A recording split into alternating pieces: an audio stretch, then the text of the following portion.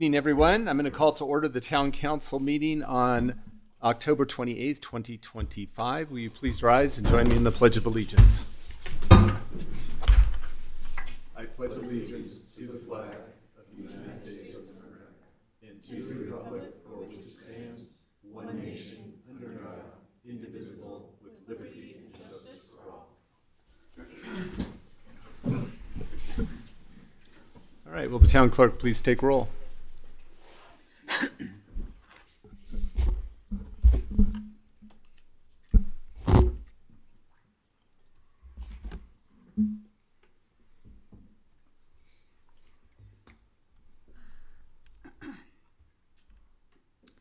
Councilmember Hoback, Here. Councilmember Pessamorelli, Present. Councilmember O'Connor, Here. Councilmember Mortallero, Here. Councilmember Bear, Present. Mayor Moore, Here. and Mayor Pro Tem Bell. Here. Mayor, you have quorum. All right, I'm going to see if there's an approval for the agenda after I remove item 25565, which is a resolution of the Town Council of the Town of Erie adopting amended Town Council Rules of Order and Meeting Procedures, and item 25566, an ordinance of the Town Council of the Town of Erie repealing Section 155 of the Erie Municipal Code and repealing and reenacting Chapter 7, Title 1 of the Erie Municipal Code, all regarding the Town Code of Conduct and Ethics. These will be moved to a study session or a future meeting. Do we have a motion to approve with that amendment? So move. Second. All right, motion is second. All in favor, say aye. Aye. All opposed, say no. All right, we have an agenda. We have quite a few items on the consent agenda tonight, so bear with me. The first one is 25142, approval of the October 14th, 2025 Town Council meeting minutes. Item 25013, the Law Enforcement Records Personnel Appreciation Week. The proclamation sponsor is Councilmember Emily Baird. Item 25464, an ordinance of the Town Council of the Town of Erie affirming the town's existing permitting review process for electric vehicle charging permit applications and opting out of the adoption of the additional permitting requirements in accordance with House Bill 241173.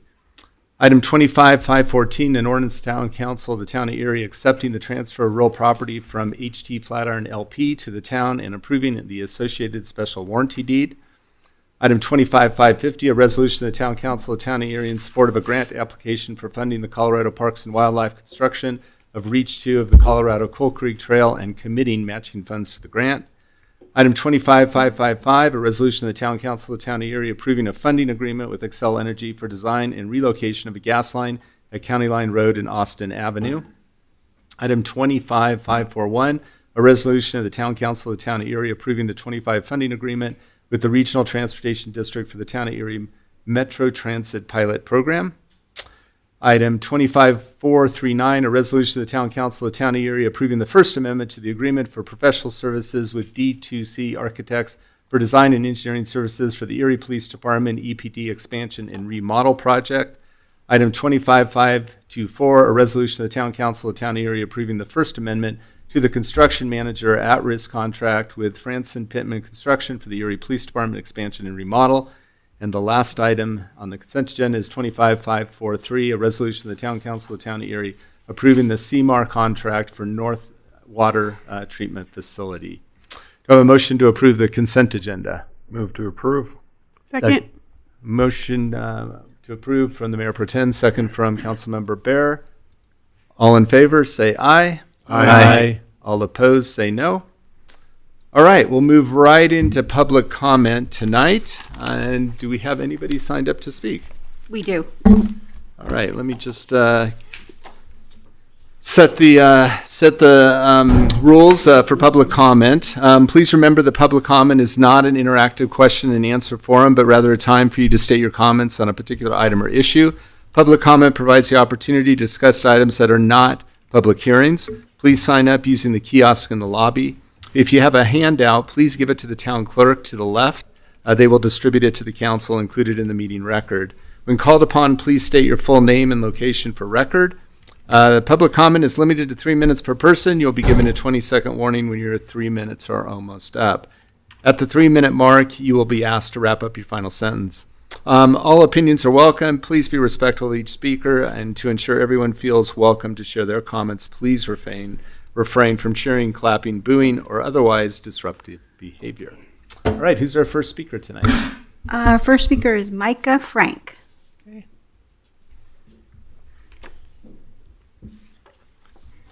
Right. Hi, I'm Micah Frank, Holbrook Street, Erie, Colorado. Different flags mean different things to a lot of people, but the town of Erie flag means nothing because it doesn't exist, and I would like to change that. After the flag policy was enacted a while ago, I learned that the town doesn't actually have an official flag, and that is one of the flags that can be officially flown on the flagpoles. So we could adopt a flag with the black field with the gold tree, but I think we could do one better and do a community-sourced contest of vexillologically minded people to kind of drum up support for the identity of Erie, what it means to all of us, and hopefully adopt a proper flag, a properly designed flag. There's a lot of opinions out there about good and bad flags. It'll set us apart from other towns and continue to cultivate the culture of Erie, continue to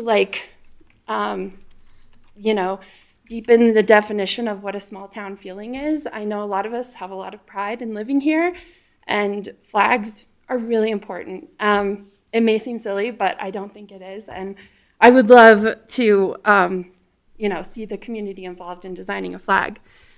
No matter how you feel about the flag policy, I think it would feel good for everyone to continue to move forward in an actionable way and to continue to do the next thing and not let the conversation stall in the water. And a town flag seems like something most everyone could agree on, and it will just take us in the next step and keep us going in the right direction. I would love your support and the support of town staff to, kind of do it properly, follow all the rules and policies and procedures, and get a lot of community support and get people really excited about it. So, it's something I am super passionate about, and I love flags and I love flag design. So this won't be the last you hear from me, but I just wanted to start the conversation, and I'd love to chat more and learn more, and hopefully we'll see this happen. We'll circle back after the holidays, but I just wanted to let everyone know what I was thinking, and hopefully we can make this happen. Thank you. Excellent, thank you. I know there's a few others on the council that have also brought this topic up. Councilmember Pesarmelli comes to mind. So after the new year, I'd love to connect. Okay, do we have another speaker tonight? Sam Fogelman.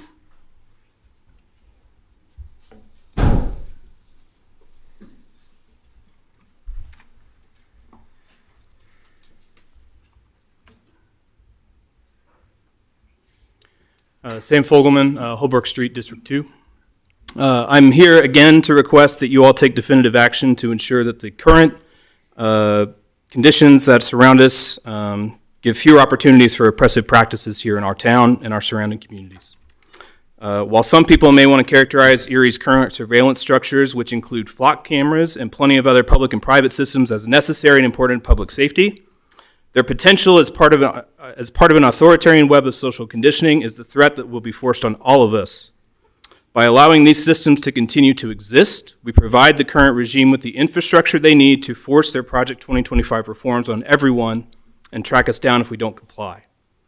Whether you have felt the effects of it yet or not, the web of cameras around our town and region is definitely within spitting distance of authoritarian surveillance overreach and is belligerently pounding away at the Fourth Amendment to the Constitution. If you want to protect people from that, then the time for action is now.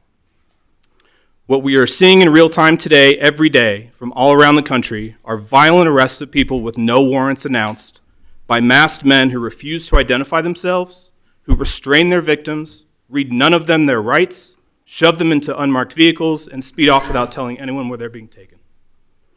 At the same time, Flock is investing in remote-operated drones, now has a partnership with Amazon Ring cameras, and has a documented track record of national searches with ICE as the reason for access. There were 1,400 of those in Denver alone. This company has already shown itself through these searches to be complicit and an accomplice in this national kidnapping ring run by our federal government, and would likely cooperate with any federal search warrant or for customer data, including ours. That should be a terrifying reality for each of you and make you realize that these violent arrests that I described that offer no due process and immediate deportation to third-party countries can be weaponized through this system and used against any of us. I'm hoping that one of you will introduce a resolution to dismantle and remove all flock camera systems so that each of you has to go on record as supporting or opposing the existence of surveillance with so many oppressive uses and potentials. Realistically, there's a possibility that me simply being here and saying these words could put me on a list for social ostracism, re-education, or even kidnapping, since that's apparently their latest MO.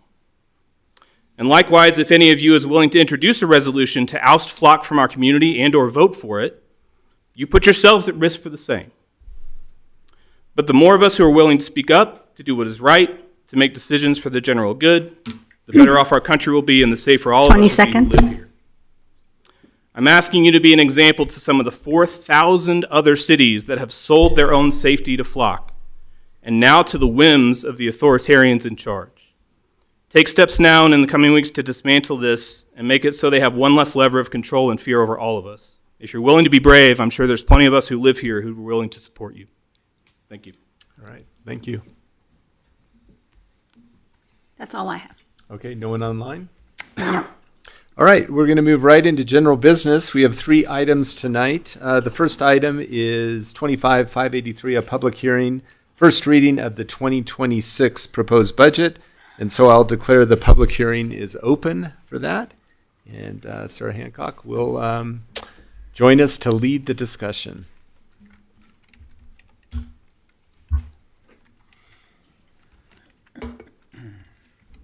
Well, they're getting settled in. I will also say that last Tuesday we had a detailed study session on the budget.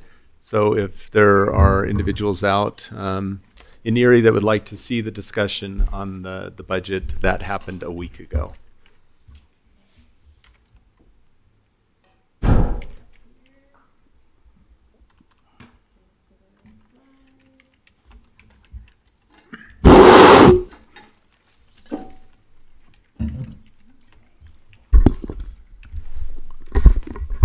All right, good evening, Mayor and Council. I'm Sarah Hancock, the Finance Director. I'm joined by Cassie Bethune, our Fiscal and Budget Manager. And this evening we are going to formally present the budget.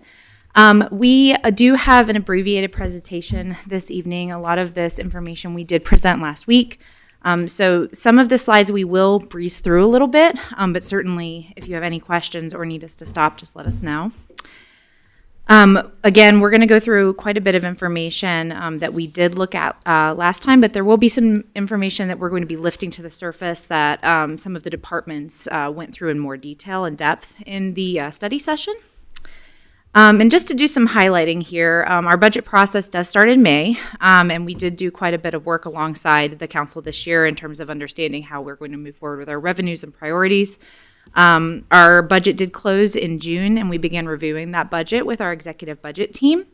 We did do 3 rounds of reductions through this whole process, totaling about $4.2 million across all funds. And we did do reprioritizations to balance our budget in the general fund through 2030, which we were quite excited about, and you all got to see the fruits of that last week in the study session.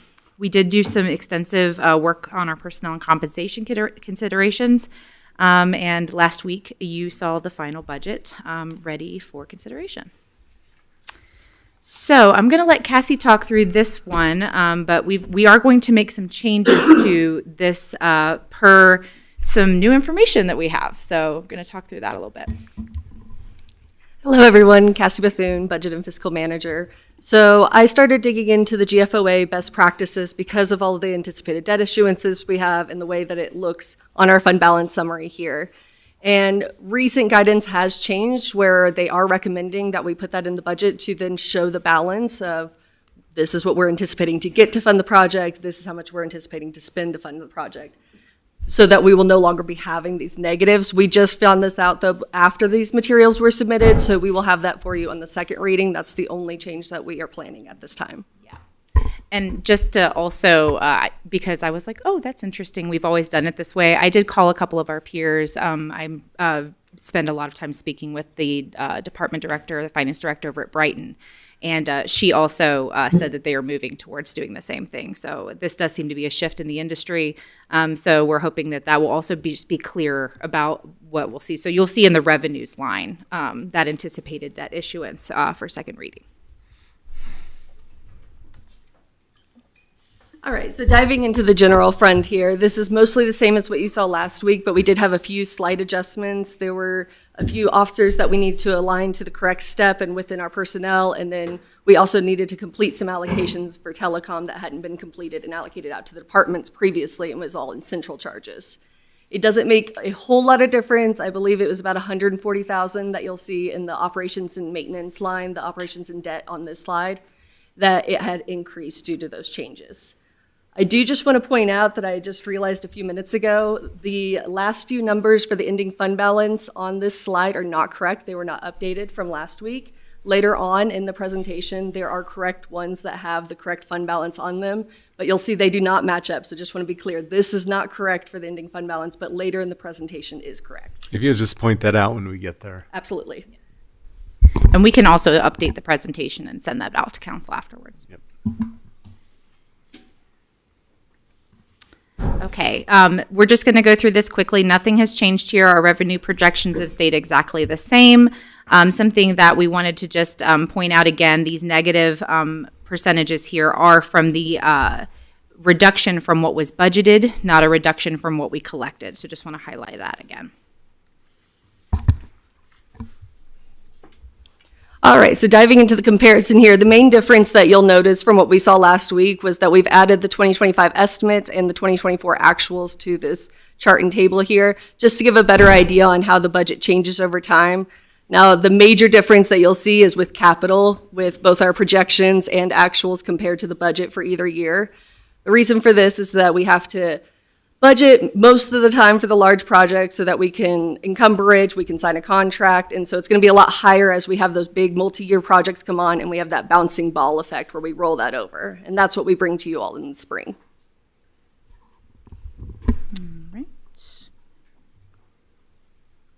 So we're going to go through a few of the high-level priorities here and some of the projects that align with those.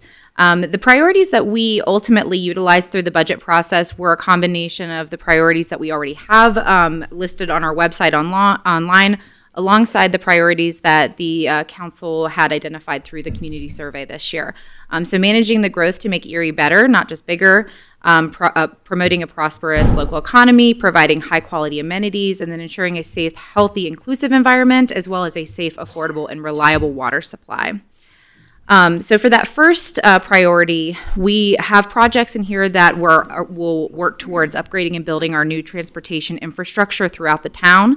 We also have funding to work towards updating our town's impact fees, which the council indicated was a strong priority, but is also a requirement of the charter for us to do every 5 years. We will also be updating the Unified Development Code and maintaining our existing streets through funding in our CIF. Promoting a prosperous economy, we will continue to work towards securing the grocery store and commercial development in town center. We'll be updating the town's affordable housing policy and strategy and using multiple strategies to retain, grow, and attract new businesses and implement the Erie Airport Economic Development Strategy, most of which of that budget will be a part of the airport budget / economic development budget.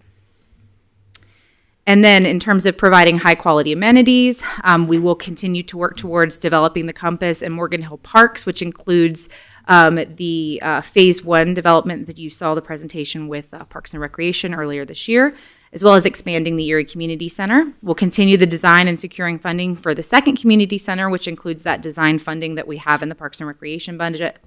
We'll continue the Coal Creek improvements, Reach 2 and 4. We also have funding for constructing new trails, as well as continuing the Schofield and Makerspace, Schofield Farm and Makerspace. We also have continued funding for public art and cultural programming. And then finally, one of our biggest projects for ensuring a healthy, inclusive environment include expanding the public safety building. Like I said, one of our largest projects this year that will be funded through the certificates of participation. We'll also continue to strengthen our oil and gas monitoring and enforcement through our sustainability programs, as well as other new sustainability initiatives. And we also have funding in our CIF to fund our ADA transition plan, which we also discussed last week. And then finally, related to our water supply, we will be designing and building new water storage tanks, but we'll also be deep into the designing of the second water treatment plant, which is the large portion of that debt that we'll be issuing for the water fund. We'll also be adding solar power to the water and wastewater facilities, and we'll continue to be working with our regional partners to resolve some of the issues that we're seeing with the NIST projects and the Chimney Hollow projects. All right, diving into the new positions that we proposed. There are 4 in the general fund. I want to remind you that we talked about this last week. The assistant coordinator position is offset by a reduction in part-time hours. That one is a net 0 as far as the total cost to the general fund. We also had a reduction of a position that was removed. The affordable housing manager is not funded in 2026 for a net of 2 being added to the general fund there. And then we just have the 1 for the Parks and Rec and the Conservation Trust Fund. Additionally, for the utility funds, we have about $250,000 for 2 positions in the water fund. Wastewater fund has about $100,000, and the same for storm drainage for those tech positions. All of these are reflected as March start. That is what we're projecting for them, so they've been prorated for that. And then we budget out the max benefits since we obviously don't know what they're going to choose when they get hired. And we also just want to talk a little bit about what we are reducing in the budget so that we're aware of what our trade-offs have been. Some of those we did talk about last week, including the recommended 1-year reduction in full-time staff merit from 3% to 2%. We'll still be doing that market shift of 2%, but we'll also only be doing a 2% potential merit for full-time employees. We did remove that merit increase for part-time employees. They will still get the 2% market. They just will not be eligible for that merit increase. We also reduced the long-range staffing plan anticipated positions from 41 down to 9. Of course, we would never have brought 41 positions. I would never allow 41 positions to come here. Yeah, we would not be happy. But we certainly probably would have brought a few more that were less critical or cost neutral for your consideration. But this year we brought only those cost neutral or critical positions. For operations, we did bring those $4.4 million in operating reductions across all funds. Some examples include planning and development incentives. Cheeseman were reduced by $2 million in the CIF. All departments reductions to consultation services were about $1.6 million, with a large portion of those being from public works and utilities. Economic development incentives were reduced by $400,000 so that they could do that a little bit more as needed. Environmental services, consultation services were reduced by $225,000. And then other operating reductions, including clothing and uniforms, office supplies, printing and copying services, especially items that as we become more digital, we could reduce of over $150,000 was also reduced. And then just want to highlight some of the capital projects that have shifted. In the capital improvements fund, we did delay the facilities energy performance to a certain extent. So some of that project was reduced by $1.15 billion. We also reduced the Parks and Rec capital equipment by $90,000. Reduced the electric vehicle charging stations, traffic mitigation, and some police capital equipment. We also have some unfunded projects, which if you have some additional questions about this, David is here to speak about it. But the Mellor-Lombardi corridor safety, ECC improvements, and Lehigh Park renovation to the splash pad were also unfunded in the 2026 CIF. For public facilities unfunded, we did delay and become unfunded the Page property and the Erie Community Center addition. We do have the funding in there for the feasibility and understanding of that project, which we talked about last week, but this is for the full project scope. And then in the Parks Improvement Impact Fund, the Morgan Hill and Compass Park full phase 2 is not funded. We do have those phase 1 and the design funded, but not phase 2. And then the new airport terminal building was removed as well. And so with all of that said, we do have $300 million budgeted in our capital improvement fund, with the majority of that being in utilities at $208 million. And again, the large majority of that being our water treatment plant. And I'm just going to breeze through these here. If you have any questions about these, let us know. But these are all of the $1 million plus projects for all of the funds for capital. So if you have any questions about any of these, let us know. And then finally, not much has changed here. Just want to highlight the debt line item here. Nothing has changed on that, but that is where we are going to have the certificates of participation budgeted. So this line right here in the center with for 2026 at 4.684 million. That is going to be the debt payment for the remaining ECC payment one more year, plus the the principal payment on the police building moving forward, and then the certificates of participation for the police expansion, as well as the mine mitigation, and then a 5% inflator on that for $150,000, accommodating any changes to the project or any type of interest rate change. We're hoping the interest rates will drop, but we just want to make sure that we're covered if something happens. Anything else? This is the correct fund balance for you to look at. I'll hold here for just a moment so you can look at that. All right. And then this has not changed one bit. Just want to highlight here that we will be doing a general fund transfer this year of $10 million. $7 million of that will be the transfer of the mine mitigation funds that will be proceeds from the certificates of participation for that mine mitigation project at Town Center, as well as the ECC. We will have to consider in the next couple of years what projects we will want to continue to look at that will be funded through the CIF, considering that funding will there will be less cash flow for us to do pay as you go. So again, just want to make sure that we consider what projects we want to continue to be a part of this fund. And I just want to talk a little bit shortly here about budgeting for resiliency. This is the one big project finance has on our work plan. We don't always have really super fun stuff, so I always want to highlight the fun stuff that we do. This year, we had some pretty big goals for making budgeting more fun, but also making it more efficient and resilient. We did start engaging departments on performance measures. You'll notice in the document this year that more departments have performance measures, have begun tracking how well they're doing. We're trying to help assist departments in seeing what other municipalities are tracking. So we're hoping that we can get everybody feeling a little more comfortable in that area. We are also meeting more frequently with their departments to help them understand current year spending trends and helping them get more strategic with their budgeting. We focused with departments that were more complex this year. We did also focus on departments that had lots of budget facets, including grants, capital, and we did hold monthly meetings with our key stakeholders, and in particular, departments that had large capital budgets. And our capital improvements analyst in particular spent a lot of time with those departments. And then finally, this year we used targets to help support our departments in making sure that they had efficient budgets. We asked them to really hold to that number and to give us a full justification of why they had to move away from that number. And then our new revenue process we've talked a lot about with you guys, but the aggregate level forecasting was really important to our process this year. So finally, we'll have our second public hearing for the URA and town budget on November 18th.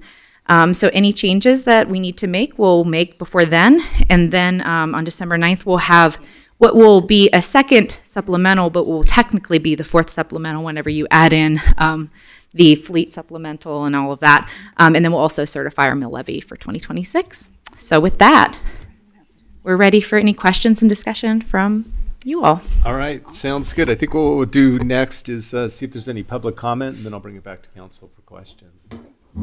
There is no public comment. Nobody is signed up. Just double check in the audience, see if anybody like to address the budget. Okay, seeing none, I'll bring it back to council for any questions or comments. Councilmember Bear. Thank you. Thanks so much for this presentation, and I thanked you last week, but for making this understandable for my brain is really quite a feat, and I really appreciate it. I just am curious about, when we look at the town survey, we saw that affordable housing and ensuring that the town is keeping a level effort for what we're already doing. I'm concerned about that we've eliminated the affordable housing department and we're not backfilling that, and how we'll be able to maintain that commitment to our residents. So I don't know if you have anything to say about that, or So I can certainly let Sarah Nermella speak a little bit more to the program. But what I can say about the position itself is that we have frozen the position.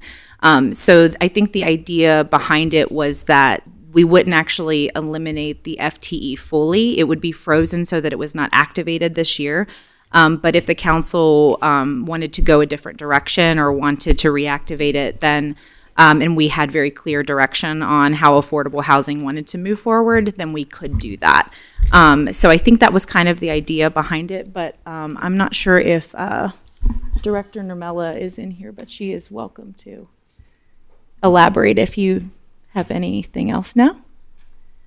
Okay, I think that's probably the extent of it. Okay, But what yes, would- I think that was the intention. What would that look like to reactivate that position? So because we are not funding it in the budget, essentially we would just have to bring it back to council via the supplemental budget and just say, we want to fund this position. And then we would essentially activate the position again. We would just need that appropriation authorization. Okay, thank you. You're welcome. Other questions, Councilmember Bear? Nope, that was it. Sorry. Okay, no, that's good. Go ahead, Councilmember Mortellero. Thanks again. I appreciate all the work you've done long before last week and this week. So, my question, I have a couple questions, but the first one is on slide 7, where it shows the 2025 budget. We have capital at 267 million. And then estimated is significantly lower than that, and that's because it's rolling over. Is that primarily the water treatment facility and the water tanks, or? So we could definitely pull what specific projects are driving that, but it's a very safe assumption that the majority of that is the water and utilities funds, probably water tanks. So the water treatment plant is not actually in the 25 budget, but there's a large portion of the design in the 25 budget that would be rolling. But yes, there's a very large amount of utilities funds projects that move year over year.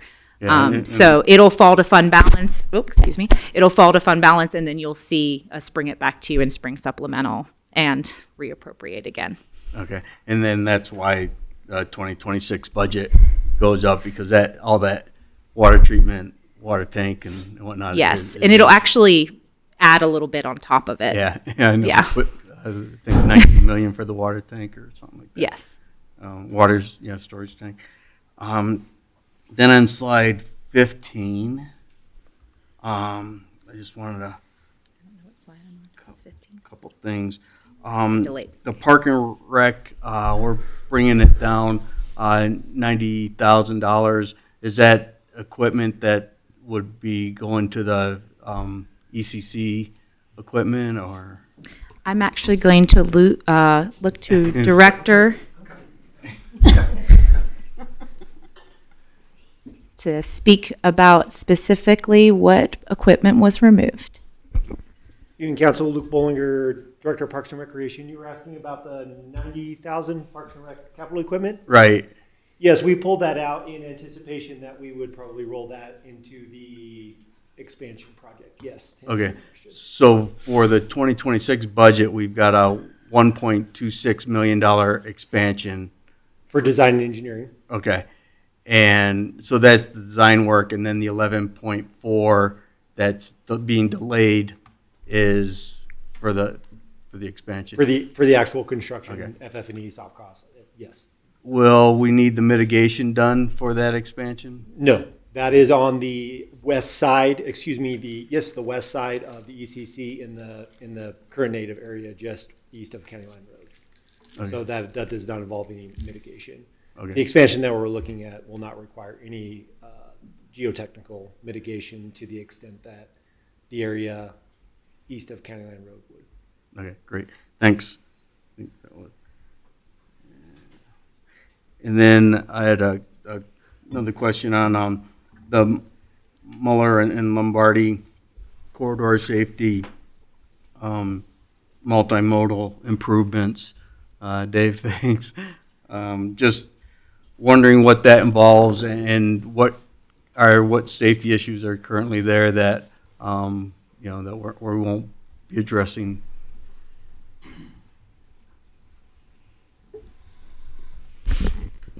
Good evening, Council. David Pasick, Public Works Director. So that project we had previously had in the budget. We did a comprehensive safety analysis this year after the completion of our transportation and mobility plan. And we specifically looked at currently budgeted projects to see if they were actual needs based on the data that we collected. We found that that project and a few other projects in particular were not needed at this time. That being said, we're still going to look at those in future out years, and we're also going to look at alternative ways of funding that via Safe Routes to School grants, other grant opportunities. So it's not that we're not ever going to do those projects. We just may look for different ways of bringing those forward that are less impactful to the town's budget. Okay. Yeah, thanks, David. Yeah, no problem. And as far as like what those projects consist of, it's mostly restriping and kind of making better use of the existing pavement surface area that's out there right now. So, yeah. Thanks. No problem. And then also on slide 15, talks about unfunded, or for this year, Morgan Hill and Compass Park, and that's phase 2, right? Where we are funding phase 1 at about 3-point-something million each. Exactly. In the 2026 budget. Exactly, yes. Okay. That's all phase 1 in design. Okay, great. Thanks. Of course. If you can update the slide to say that that's phase 2 that's on there. I can, absolutely. All right. Any other questions from council? Mayor Pro Tem? Sure, thank you. We've gotten a lot of questions from the public about this, so I just want to bring this up. But with the COPs with respect to the mitigation, things like that, when can you explain a little bit about, from a accounting standpoint, how we're showing the debt, but when we're actually issuing the debt, and then there is an obligation within the general fund for payments? Sure. So do you mean, of course I went the wrong direction here. Do you mean how we're showing the debt, like here Correct, yeah. on this? Okay. So we are forecasting the debt with a GEO bond. We are, as an example, if it's voter approved debt, we essentially are taking a mill levy or a sales tax amount and we're dedicating that. So that means that until the debt is paid off, that is dedicated and we have to pay it. With the COPs, we have to make a deliberate appropriation every year. We are showing the debt here as if we are going to make that deliberate appropriation every year alongside the dedicated debt. So we are treating it in our forecast as if we are absolutely going to appropriate it, no questions asked. So we're treating it from an accounting standpoint as if the council will in perpetuity pay this debt the exact same way that we would treat it as GEO bonded debt. That is best practice. No municipality that I'm aware of, as far as I've heard, ever doesn't pay this debt. We treat it just like you would treat your mortgage. You pay it, and you make sure that you keep a hold of the property. So, like I said, we're treating it as if we would treat any type of debt. This does, even though it is not a voter-approved debt, it is still something that impacts our bond ratings. It's still something that impacts how we are rated by S&P and Moody's. So it is advantageous to the town to commit that every year. And so we have forecasted for the town to do so. Does that answer your question? Absolutely. Okay. Perfect. Yep. Yeah. Thank you. Okay. I'm going to come back. You good? Okay. Councilmember Pestromelli. From the town survey, we saw people are asking for more sustainability related one, and we are cutting money from chargers. It was one of the high one. So is there a room for it, or we just took it off? So I can't speak specifically to Director Frank's programs, but he has been very enthusiastic and clear that the budget that he brought forward will achieve exactly what he feels is important this year, that it's sufficient funding for the programs. I know that they are also looking at a lot of grant dollars. I don't think he's. Yes. Oh, he is. Yep. So I'll continue to speak for him unless he feels enthusiastic enough to come up. But I know he has a lot of exciting projects on the docket. So from my understanding, it is sufficient funding for those. So unless he feels he needs to talk a little bit more. Okay. Okay. Yeah.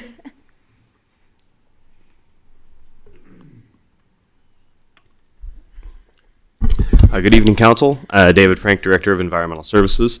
Our department's only a couple of years old, and we sort of inherited our budget in our first year of operations. This was, we took a chance, or we took the opportunity in 2025 to really go through our budget line by line, figure out, compared to past years, what we were actually spending. And I think that this budget is in line with our actual expected expenditures for 2026, without any reduction in services or any of our programs.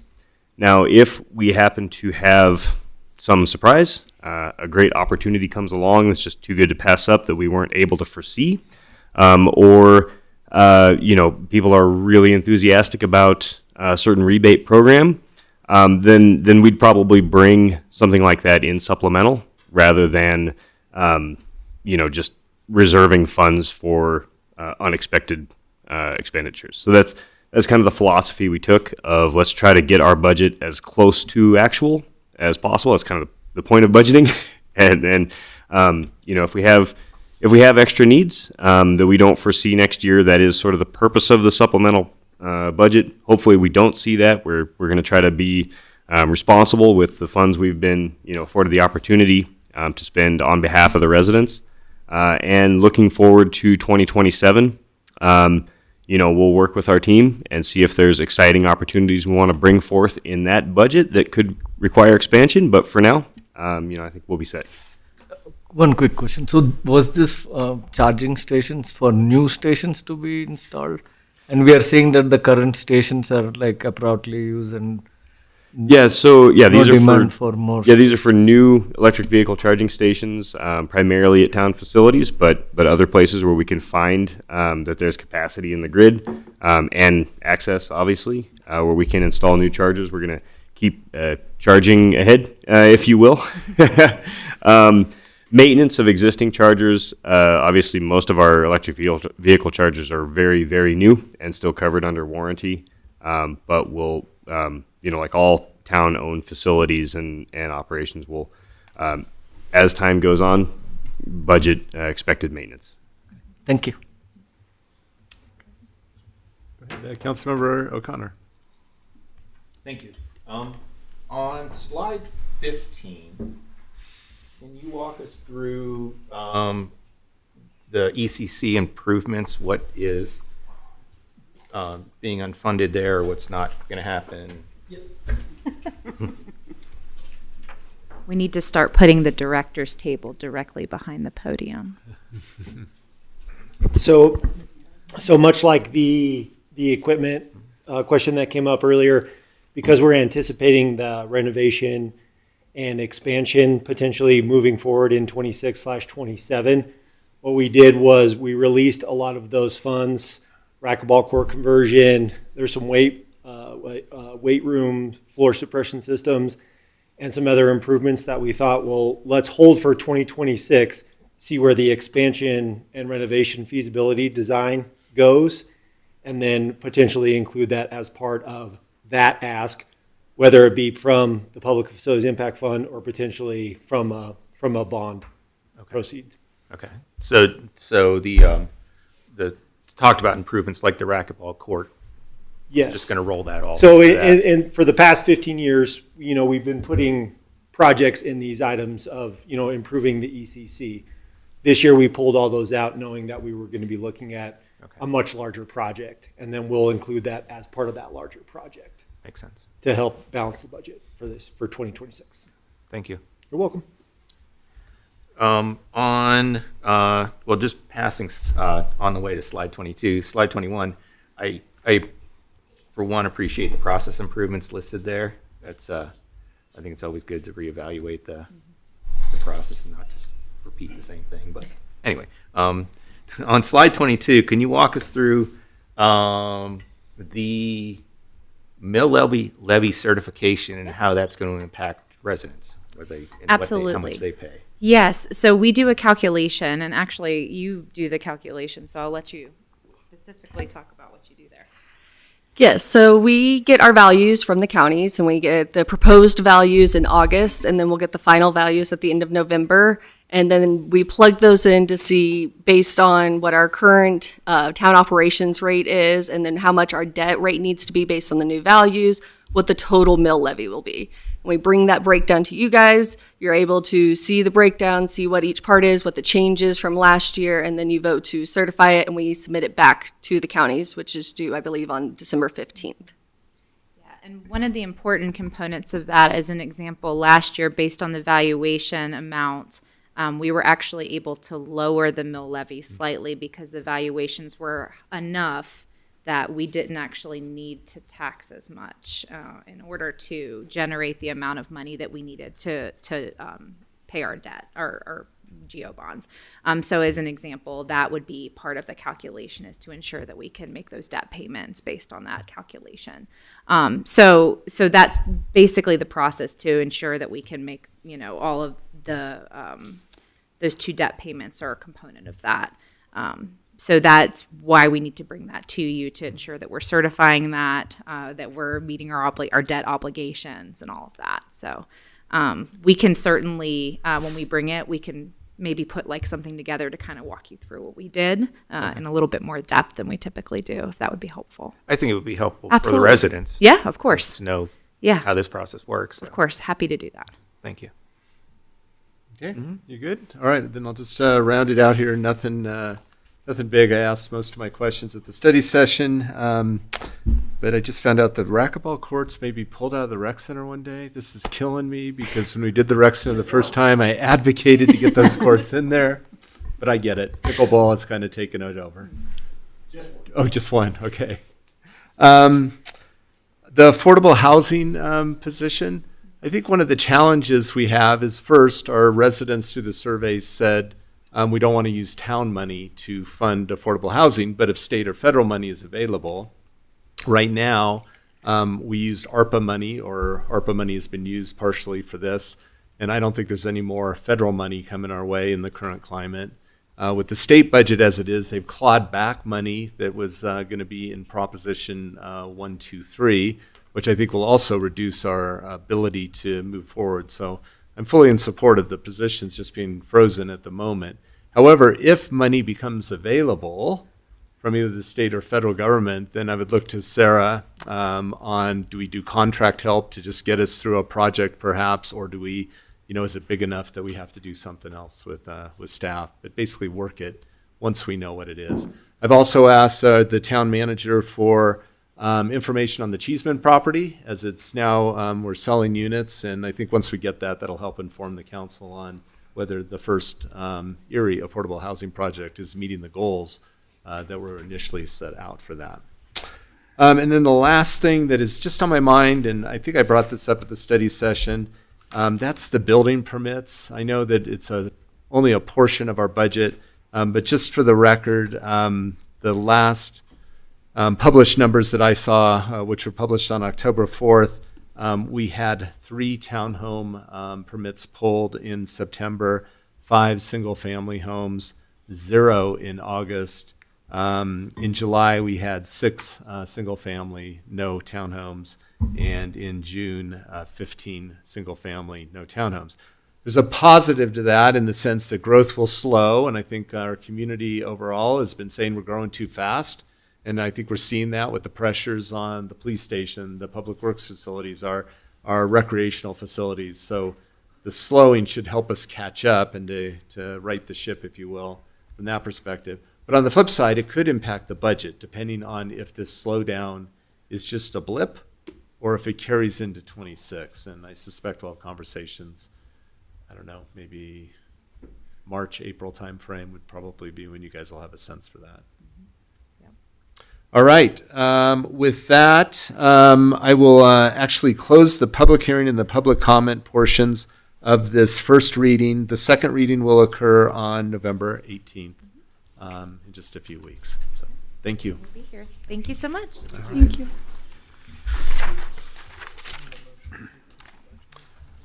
All right, we will move on to our second agenda item, which is actually going to be continued. It's item 25537, a public hearing, a resolution of the Town Council of the Town of Erie approving the Canyon Key Creek filing number 11 preliminary plat with conditions. The applicant has asked for this to be continued to January 27th. I'm going to look to our attorney because do I need to open the public hearing and then continue it? Correct. All right, then I will open the public hearing for item 25537, and then see if there's a motion to continue until January 27th. So Mayor, I'd like to make a motion to continue the public hearing at the January 27th regular town council meeting. All right, do we have a second? Second. All right, we have a motion second. Any further discussion? Seeing none, all in favor, say aye. Aye. All opposed, say no. All right, we've continued that particular item. That takes us to the last regular item on our agenda tonight, which is another public hearing. It's item 25485, a public hearing on ordinance of the Town Council of the Town of Erie amending Section 912 of the Erie Municipal Code to remove the automatic sprinkler system requirement in the International Resident Code. So I'm opening the public hearing for this particular one. And we do have a staff presentation tonight. I will just say that we had a study session on this, and we did direct staff to bring back this change. So I will turn it over to Deb Batchelder, okay, to lead us. All right. Thank you. Good evening. Deborah Batchelder, Deputy Director of Planning and Development. With me is Sarah Numella, Director of Planning and Development. And we also have Ed Kotlinski, who is our building official here to help answer any questions.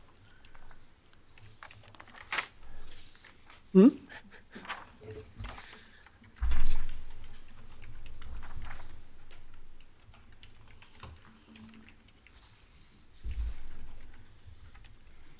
this work better?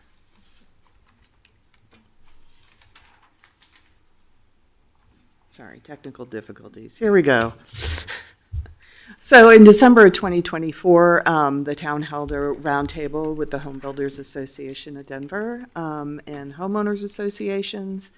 And one of the action items that came out of that meeting was the request of potentially removing fire sprinkler systems from single-family detached and attached homes, which includes duplexes and townhomes. And then in May of 2025, as you mentioned, we had a town council special meeting, which we spent several areas in deep discussion with both the Home Builders Association of Denver, Mountain View Fire Protection District representatives were there also in the discussion, as well as town staff. And the request was asking if you wanted to consider a repeal to the sprinkler system, and you had authorized us to move forward with a hearing and a consideration of an ordinance, which we're at tonight. So the International Residential Code, it was first included sprinklers in 2009, and then in 2019, the town adopted the 2015 IRC, and we actually exempted fire sprinklers at that time in the single-family and attached homes. And then in 2022, we adopted the 2021 IRC, in which we did include fire sprinklers in the single-family and attached homes. We're currently under the 2021 IRC, and so as of today, we do have fire sprinklers required to be installed in our single-family detached and attached homes. This is a table we had shown you at the study session of surrounding, communities that have requirements for fire sprinklers based on single-family, duplex, and townhomes.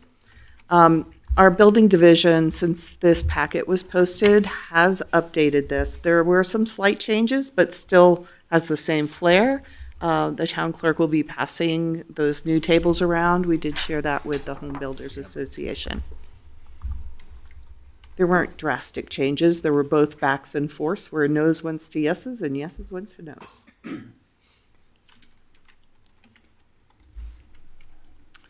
So the potential benefits and savings that could be felt from removal of fire sprinklers is a reduced exterior wall fire separation and wall separation between two family dwellings, as well as elimination of floor protection, can reduce the cost in attached homes. There's about a $13,669 savings for builders on ceiling and floor treatments. And then NFPA states that there's an 89% reduction in risk of death and 70% potential reduction in property loss. And that's from keeping fire sprinklers. Sorry, I think I said remove. I meant the opposite. And then in insurance cost savings, we did call around to some local insurance agencies and asked about any cost savings related to having fire sprinklers in your units. To be honest, it was all over the boards, with some of the companies saying we don't offer it, other of the agencies that had more than one company under them saying, well, it's usually just off the fire sprinkler portion of your insurance, and typically they see that it's less than $100 in savings when it is offered.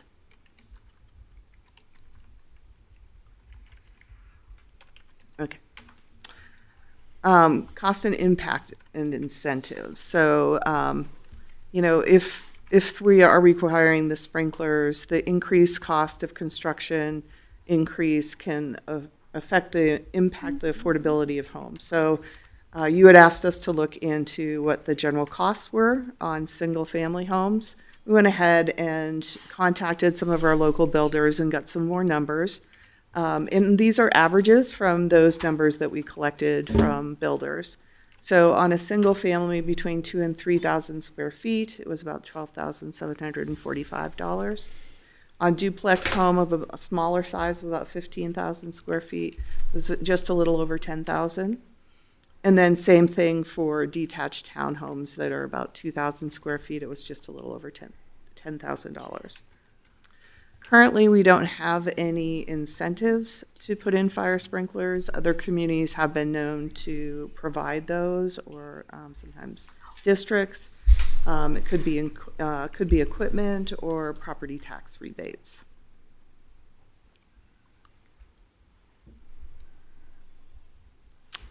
It's the end of our presentation. This is a public hearing, and it was noticed as required in our municipal code. We've provided you with Ordinance 3225, which modifies the 2021 International Residential Code to remove the requirement for automatic fire sprinkler systems in single-family detached and attached homes. Okay. Thanks. Then I will look to our town clerk to see if anybody has signed up for public comment tonight. Yes, we have quite a few. The first is Reggie Carveth.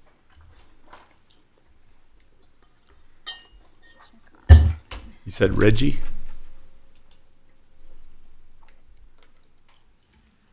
I don't see him. Okay, so let's go to Mike Eggleston. Good evening, Council. My name is Mike Eggleston. I live at 3020 Cherokee Court in Erie, and I am a fire sprinkler contractor.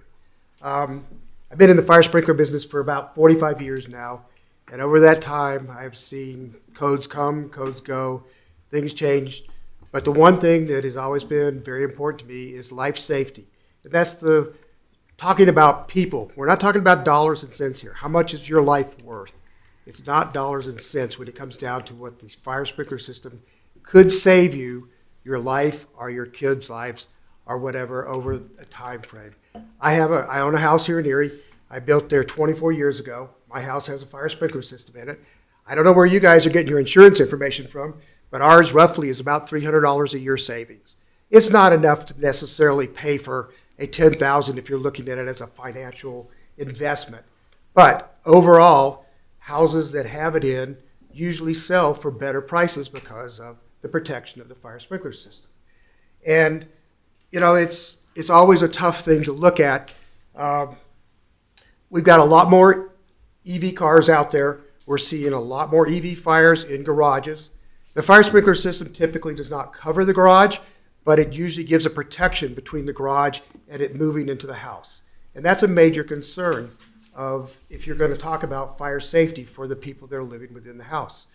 Overall, typically 1 to 2 heads actually activate and cause by the time the fire department gets there, typically they are either under control or close to out. It depends on what it is, if it's just a kitchen fire or if it's something more substantial.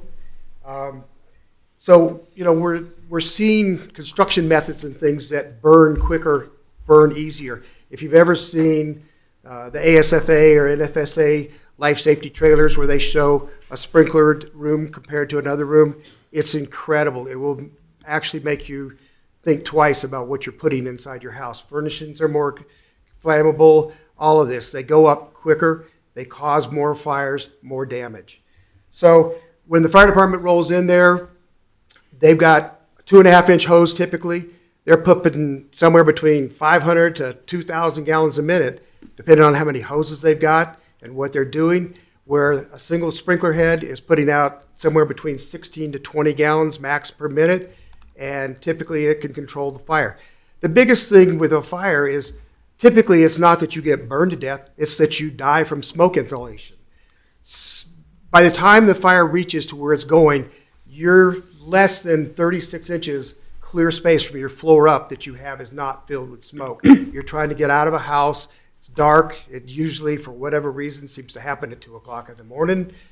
And 20 seconds. So it's one of those things that the sprinkler system will knock the flash over and keep the smoke to a minimum, giving you more time to get out of your house safely. The last thing I'd like to bring up, I was at one of these meetings in Commerce City about a week ago. They're looking at also repealing their deal. They put it off after the vote to go for another recession deal. But a lady got up and spoke that had nothing to do with the fire sprinkler. That's not why she was there. She heard us talking about the fire sprinkler work. And I'm going to tell you, I damn near came to tears. I'm sorry, but she said 2 years ago, she lost half of her family in a house fire on Christmas Eve. And that's what I don't want to see happen in our community. I want lives protected. Thank you very much. Appreciate your time. All right, thank you. Next we have Eric Kincaid, and I believe he's online. So Mr. Kincaid, you should be able to unmute and speak.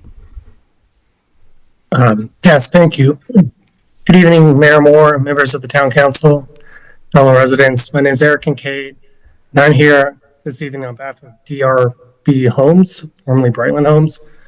We're proud to be part of the area community and continue to building quality homes for our families who want to live and grow here. First, thank you for your time and thoughtful consideration of this ordinance. The proposal to repeal the residential sprinkler requirement is an important step toward improving housing attainability and affordability in Erie. At DRB Homes, we take fire safety very seriously. Every home we build meets or exceeds all state and local fire protection standards.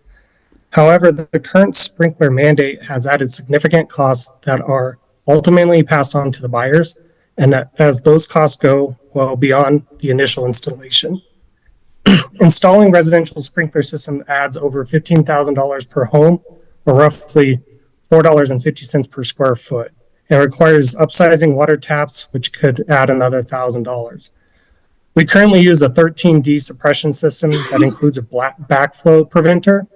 While not specifically required by the town of Erie today, we are seeing similar requirements in other municipalities. Each of these systems should be inspected annually by a registered professional, and those inspections could cost the homeowners between $150 and $200 a year. We take time to educate our homeowners on how their systems work and how to schedule annual maintenance with our installers. But it's important to recognize that understanding and maintaining a suppression system is very different from something like landscaping or sprinkler irrigation. It requires technical knowledge, proper maintenance, and ongoing cost.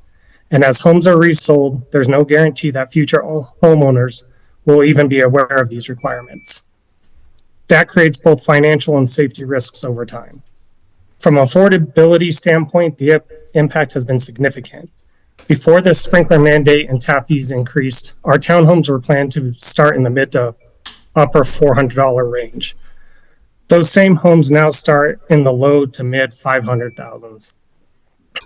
Our single family homes, which previously started in the low 500s, are now beginning in the mid to upper 500s.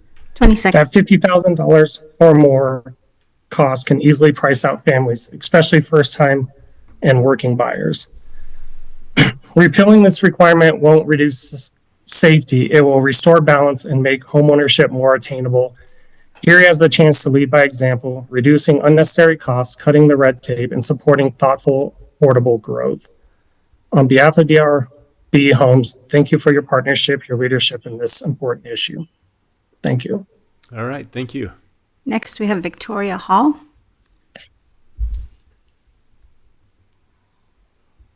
Or not. Oh, wait. Let me see.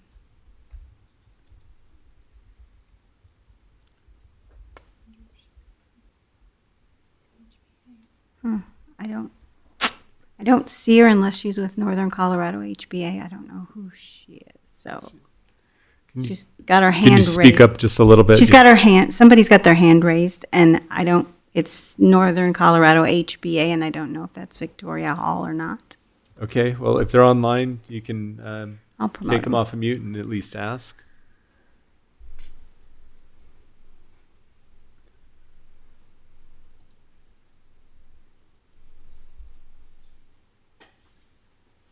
Victoria, are you online?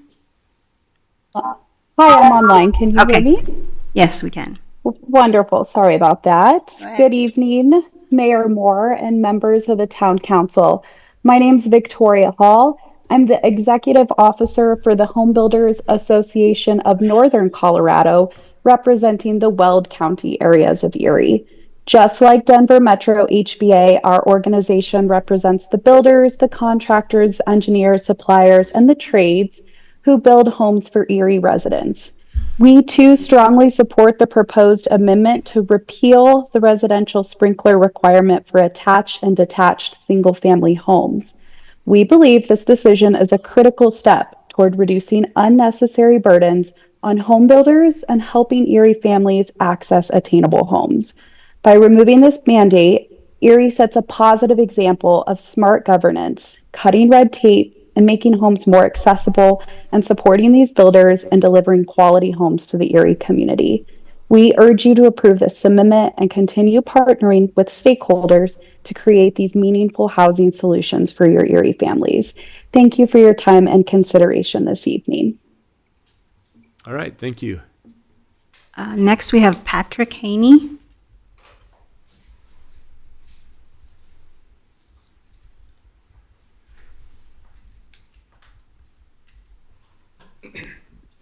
Hello, Patrick Haney, 252 North Pennsylvania Street, Denver, Colorado.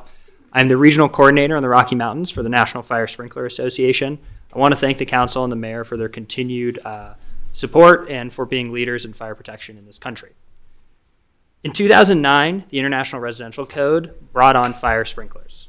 I want to make it clear that the IRC sets the minimum standard for safety in this country for homes. When we're looking at a home, 80% of the time a fire happens in this country, people are dying inside of their homes. Fire sprinklers allow a chance for survival up to 87%. Now, in this country, you have less than 5 minutes to get out of your home when a fire starts before a room reaches flashover. If you don't know what flashover is, that's the point when everything combustible in a room combusts. So back in the 1980s, you had about 20 minutes to escape, but due to lightweight construction, the synthetic materials and plastics in our furniture, that is now dropped down to 5 minutes from the point of ignition of the fire. With fire sprinklers, as we heard, there's a 90% chance that only 1 to 2 heads will activate. That's going to be the heads that are over the fire. And then when you look at the destruction from the fire, there is a 98.8% chance that the home and all of its contents will survive when fire sprinklers are enacted and are there during the fire. One of the things that's talked about here is going to be cost. That's obviously the big issue and the reason that we're speaking about this. In Erie, it's shown that the median cost of builders is between $8,000 to $10,000 for homes between 2,500 and 4,000 square feet. The builders on paper, go ahead and then mark this up for the home buyer. They're for-profit companies. We understand that they have to make a profit. There's no issue with that. But the issue, however, is if there's a concern for affordability and attracting people to the city of Erie who want to live here, first-time home buyers, whatever that may be, the home builders will not commit to dropping the prices of homes that are unsprinklered. They base their home prices off of market value. The request to get rid of this requirement for life safety devices doesn't benefit any of the members of your community. If anything, it makes their homes substandard, and it's going to make them drastically less safe. To be blunt, what's being asked of you is to prioritize the profits of builders over the safety of your communities. Keeping sprinklers in the code is an investment in community resilience. There's going to be fewer total losses, fewer displaced families, lower emergency response rates, and reduced long-term insurance and recovery costs for the residents of this town. I urge the council to preserve this requirement. This literally is about life and death. I hope you all decide not to repeal this tonight or any night in the future. Thank you so much. All right, thank you. Next is Doug Saba. Okay. Well, Jeff Webb is next.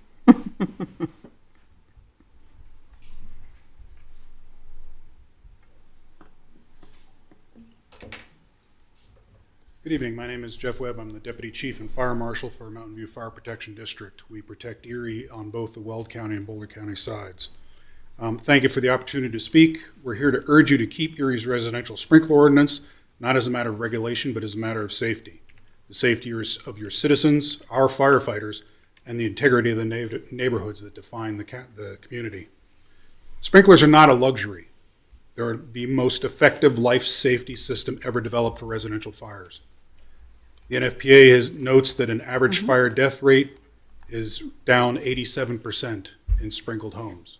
And those that are killed in sprinkled homes are usually the ones that are on fire. Basically, the person is the thing that is burning.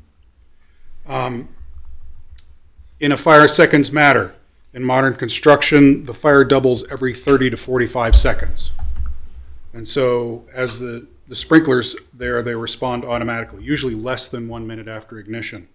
It's long before the fire department arrives.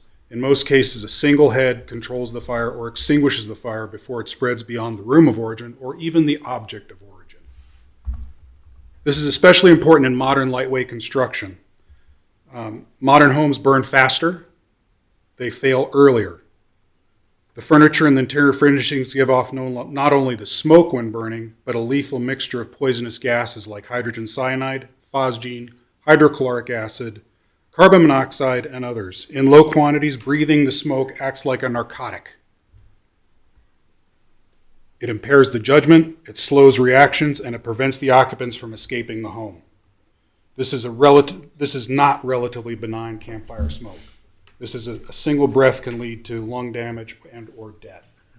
And we've seen that in the fires that we respond to.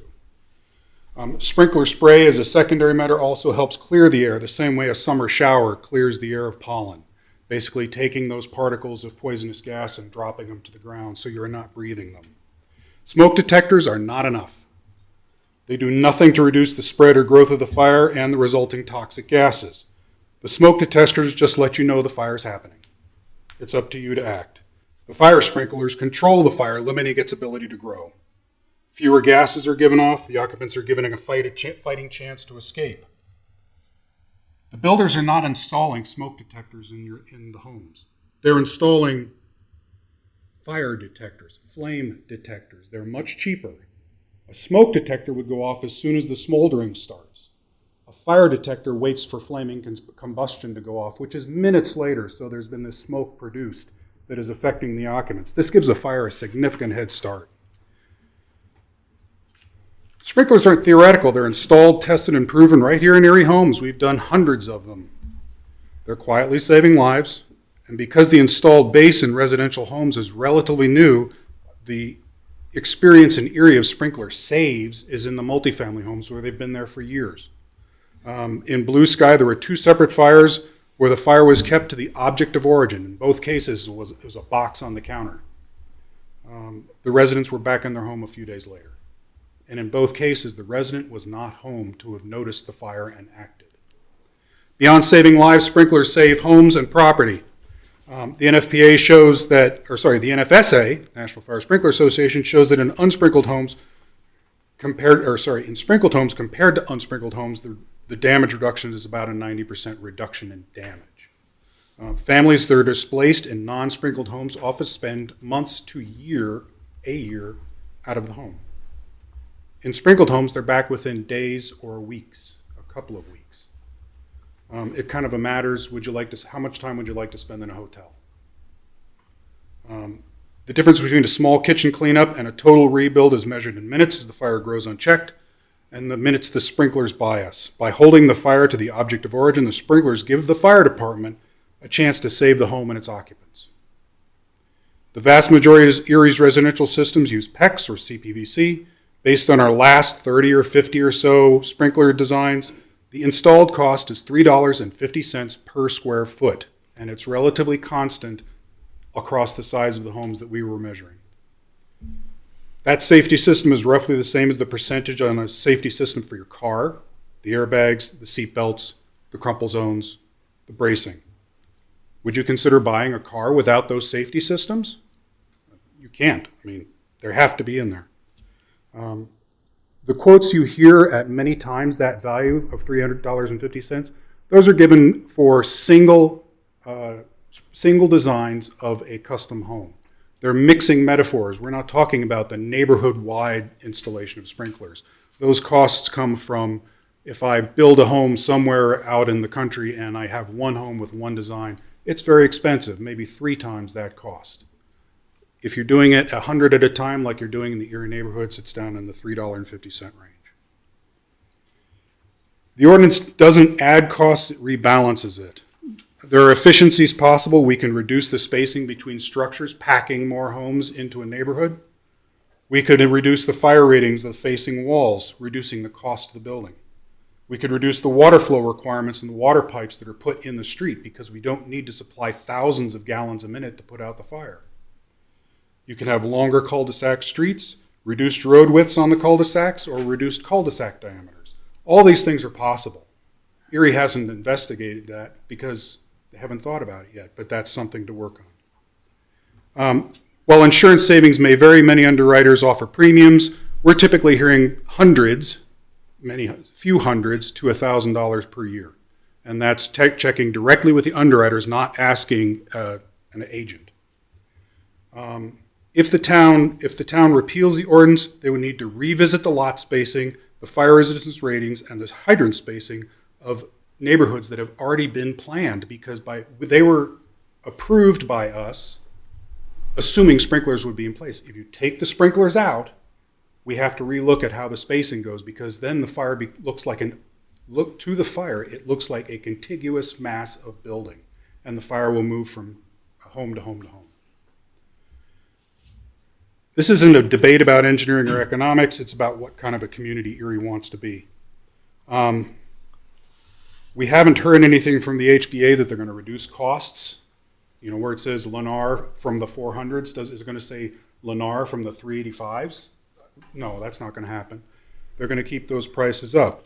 The council members, it's your duty to balance the cost, growth, and safety. But for residential sprinklers, it's pretty conclusive. 20 seconds. You should be prioritizing Erie's residents' lives and their peace of mind above marginal costs.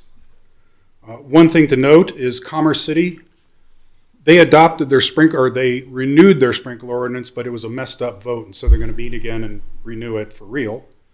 Louisville will be readopting their sprinkler ordinance on Monday night after canceling it after the Marshall fire.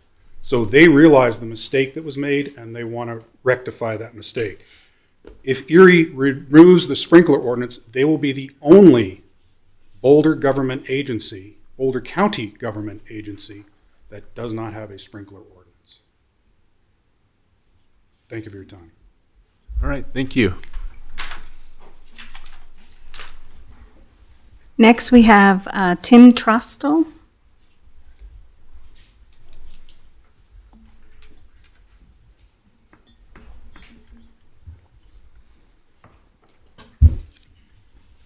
Hello, my name is Tim Trostel. I'm a fire protection engineer and been a fire sprinkler contractor for the last approximately 40 years in Colorado.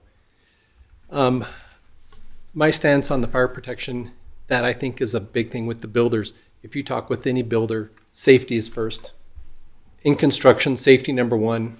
American Sprinkler did the fire sprinklers in this amazing new town hall building here with the general contractors. So there's fire sprinklers in here, you see them.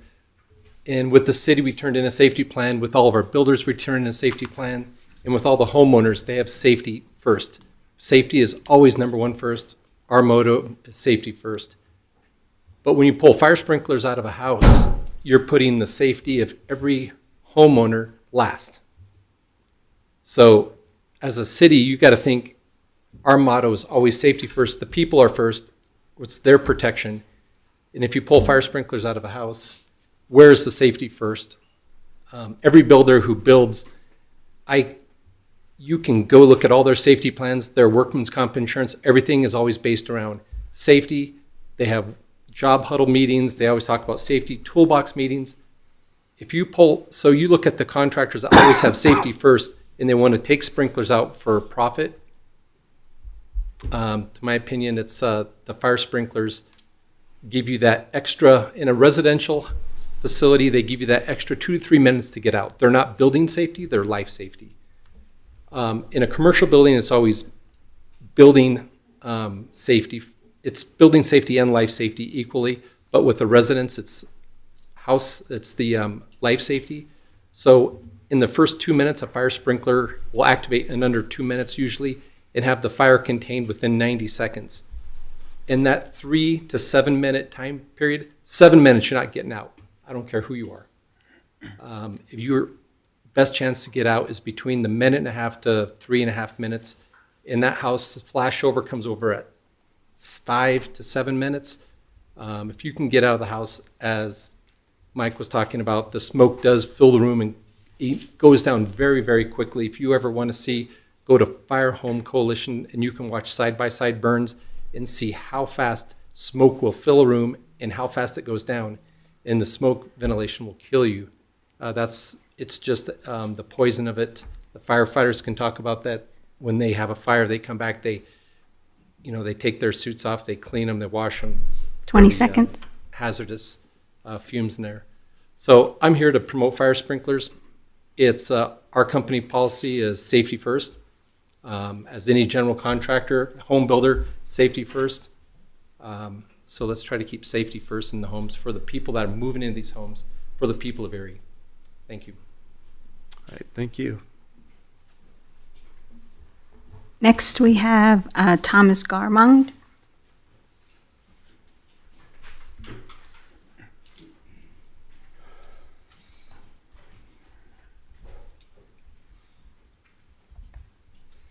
Good evening, Council. My name is Thomas Garmong, and I'm the Division President for McStain Neighborhoods.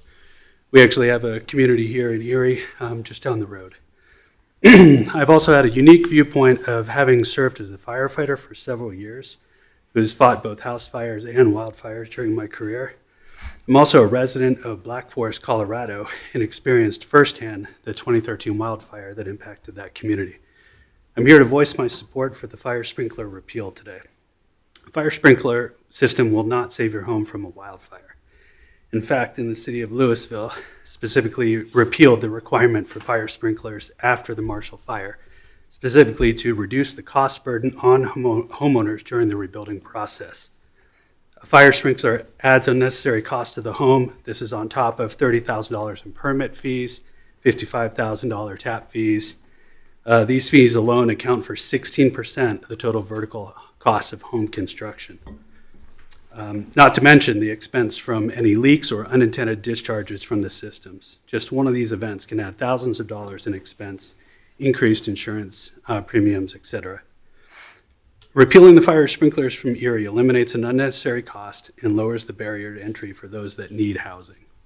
Our children, our school teachers, and maybe even Erie's own firefighters. Thank you, Council. All right, thank you. Next, we have TJ Montoya, and he is online.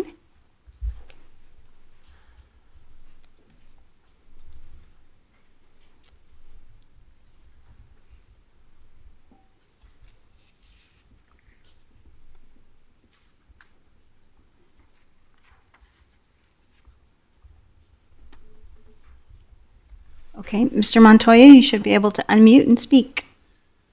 Hello, can you hear me? Yes. Yes. Thank you. Good evening. My name is TJ Montoya. I'm located at 258 Summit Way in Erie Highlands. I'm also the division president for SLC Homes here in Denver. When we started the Westerly community nearly 4 years ago, we set out to bring back the meaning of building a quality home.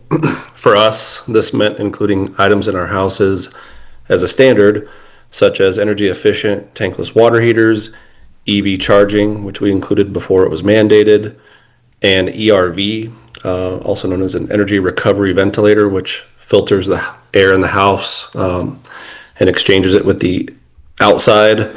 It's essentially enhanced filtration and mechanical ventilation beyond just a standard furnace. We include whole house humidification, which is another pillar of a healthy home in Colorado.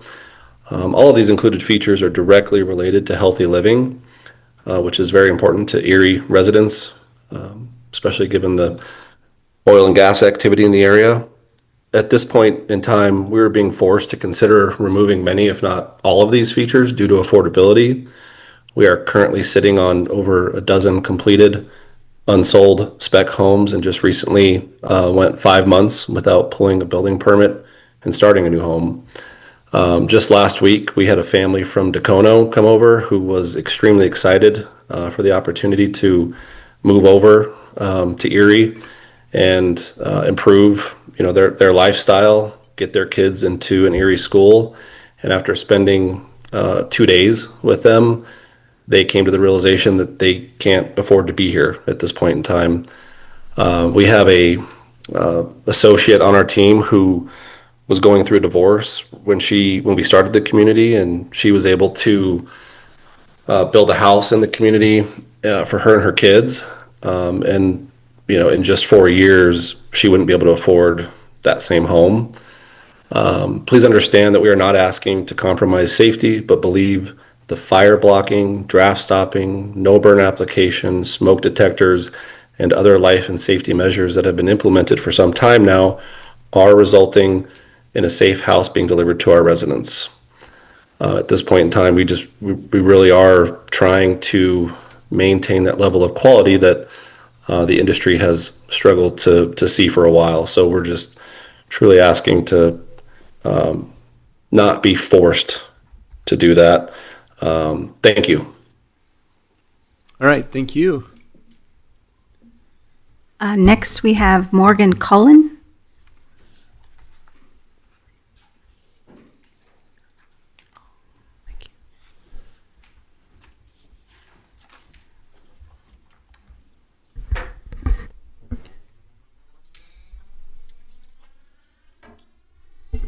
Good evening, Mayor Moore and members of the Erie Town Council. My name is Morgan Cullen, and I'm speaking tonight on behalf of the Home Builders Association of Metro Denver. The HBA originally provided testimony opposing the fire sprinkler requirement in Erie when the town was adopting the new 2021 IRC code back in 2022. For the first time ever in Erie, a previous town council decided to require fire sprinklers for new construction, which added approximately $15,000 to the price of a single-family home. Since that requirement went into effect in the spring of 2023, a number of extenuating circumstances has significantly contributed to the price of new residential development in Erie. Most notably, a substantial $20,235 price increase in the town's water tap fee, which went from $37,000 to $57,000 late last year. When putting these costs into context, it's important to recognize that Erie has always been an expensive place to build homes in the metro area, particularly compared to other high-growth areas. In fact, when you combine the total builder fees for a single-family detached home in Erie, it is now $85,141. And then the $15,000 fire sprinkler requirement added to that, Erie now surpasses Castle Rock as the most expensive high-growth area to build a home at over $100,000. So, while we did testify in opposition to the mandate in 2022, this new reality of added fees is why we are again asking council to consider repealing the fire sprinkler mandate as a meaningful step to help in helping provide some much-needed cost relief for aspiring Erie homeowners. Unfortunately, the collective challenges experienced at the local and national level are having an effect on the home building industry and local impact fee revenue in Erie. Between January and August of 2024, before the fees went into effect, 680 residential building permits were pulled in Erie, compared to only 286 during the same period this year, marking a 42% decrease in the number of new homes being built year over year. This is costing the town of Erie approximately $30 million in lost impact fee revenue this year alone. Finally, I'd like to just thank the town of Erie for all of the work you guys have collectively done to help identify ways to reduce housing costs for aspiring homeowners. From the roundtable discussion last December that identified the fire sprinkler repeal as a consensus approach to offsetting the cost of the tap fee increase, to this hearing tonight, we believe repealing the fire sprinkler mandate will go a long way toward bringing housing costs back into alignment with market realities. Thank you for your time this evening. We appreciate it. All right, thank you. Next, we have Leroy Van Dyke.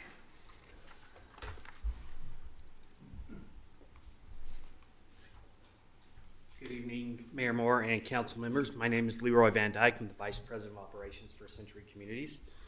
We are currently building in the town of Erie. Our product range is all single-family detached homes ranging from 1,800 to 3,400 square feet. We have seen, since the adoption of the sprinkler code, a cost increase of roughly $800,000 being passed on to our homeowners since the inset of this new sprinkler code. We also see an average cost between $9,000 and $13,000 direct cost to our fire sprinkler contractors for the install in the home. This is no markup. This is nothing on top. This is our direct cost to our sprinkler installers. This is, of course, adding to our bottom line cost for every home sold in the town of Erie.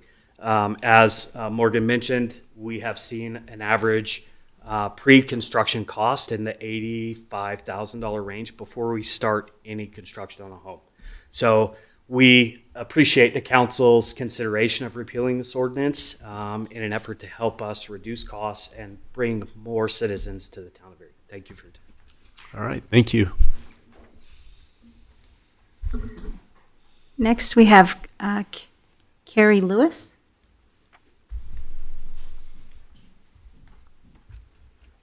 Good evening, council. Thank you for your time. My name is Carrie Lewis. I'm the area sales manager for Toll Brothers Homes here in Erie. I oversee the Erie Town Center community as well as the new upcoming North Sky community that we will be opening. However, I am actually also a personal resident of Erie and would like to speak on my own personal behalf this evening. My husband and I had the opportunity to purchase in Erie in 2022, and over this last 3.5 years that we've lived here, we've just absolutely fallen in love with the city of Erie, everything it has to offer, the amenities, the community, all of the above. As we continue to grow our careers and potentially grow our family, we currently have a 2-year-old daughter. We are hopeful to stay in Erie. We keep discussing, other locations, other places that would be viable for us, and we just keep coming back to Erie. With that being said, this will be our 3rd home if we were to purchase a bigger home, and even for our family who is fairly financially stable, affordability is a concern of ours, and we feel like this mandate is something that adds costs to the homes here in Erie, and we're afraid that if cost continues to rise, that we won't be able to stay in Erie for our family. So I do personally believe that affordability can impact all different stages of life, rural families, urban families, young, old, and so even first-time homeowners obviously are impacted, second homeowners. So I do think that affordability is very important for the town of Erie to continue growing, and I think that by mandating the sprinkler system again, it just adds those costs that not everybody can then obtain that affordability within Erie. So, hopefully if we can repeal this mandate, it will just continue to develop the community, grow our economy, and allow homeowners to continue to purchase in Erie. Thank you. All right, thank you. Next, we have Heidi Majerick.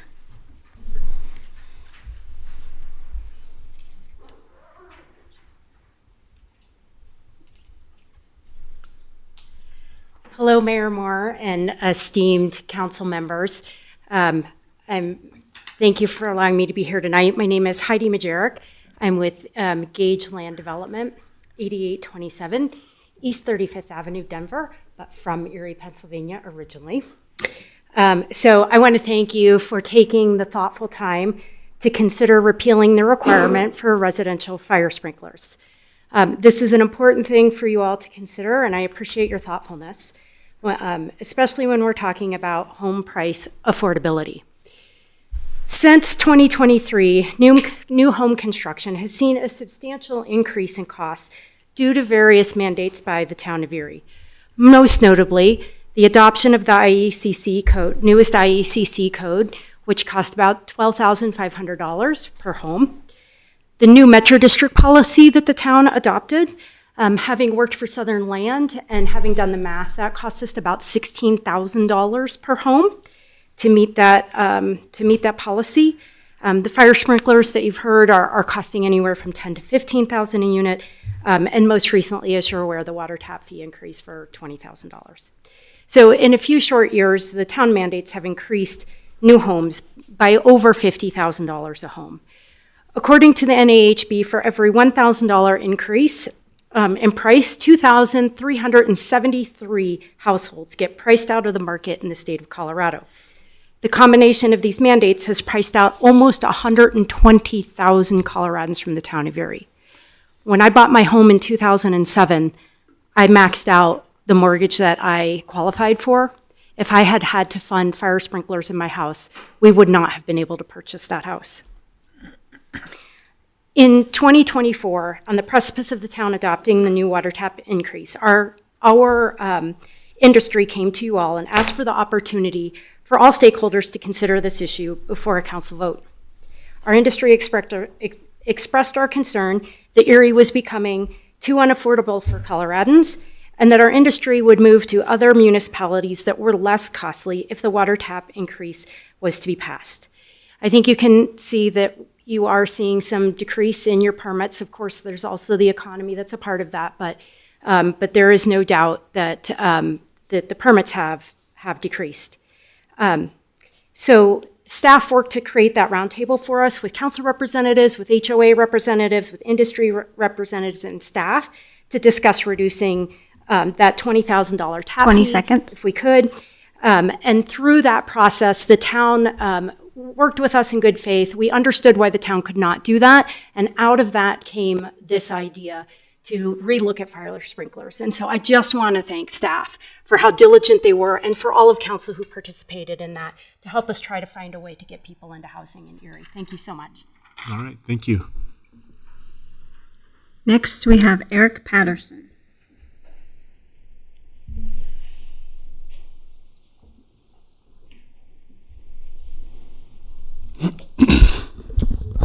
Good evening, Mayor and council members. Oh, is that loud? My name is Eric Patterson. I'm an Erie resident and senior land analyst for Toll Brothers, a home builder and developer actively investing in this community. I'm here to express my support for repealing the mandatory fire sprinkler requirement in new residential construction. Thank you for reconsidering this ordinance and allowing us to discuss it today. While I respect the intentions behind this ordinance, the reality is that it adds approximately $15,000 per home, a cost that directly undermines housing affordability in Erie. At a time when affordability is a major concern, this regulation pushes prices further out of reach and affects the viability of future development. I analyzed potential land deals in a multitude of municipalities along the Front Range and can offer to you what my perspective looks like on this. On what would be considered an attainable $500,000 townhome, the combined cost of vertical construction, approximately $250K, the finished lot, approximately $115,000, tap fees, $75,000, and job overhead, $25,000, leaves builders with very thin margins, around 7%, which is not sustainable when considering the risk, time, and effort put into a new home development. Adding an additional $15K makes the deal go from tight to barely even working. Repeal isn't the only lever that can move the needle, but it is a step in the right direction when considering cost reductions to achieve better affordability. For Toll Brothers alone, the sprinkler mandate represents a $20 million impact across our 1,300 lots in Erie. These would be sunk costs we cannot recover, and they jeopardize our ability to continue investing in Erie. When it becomes too expensive to build in Erie, home builders either offer a product at a price that makes money, or they focus their efforts in other jurisdictions where margin is commensurate to the time and risk involved. This further exacerbates the supply and affordability issue that Erie is facing, where builders will no longer want to offer diversified product. The only thing that pencils are high-priced homes that can absorb the costs and are largely unaffordable to middle-income buyers. My wife and I are lucky to have purchased a townhome at this attainable range 3 years ago when it was all we could afford. I hope we can work together to incentivize attainable homeownership in the future and keep Erie a vibrant town that people and businesses want to be a part of. Repealing this ordinance is a step toward preserving housing affordability, encouraging responsible growth, and ensuring Erie remains a place where families can put down roots. Thank you for your time and consideration. All right, thank you. Next, we have Chad Rodriguez.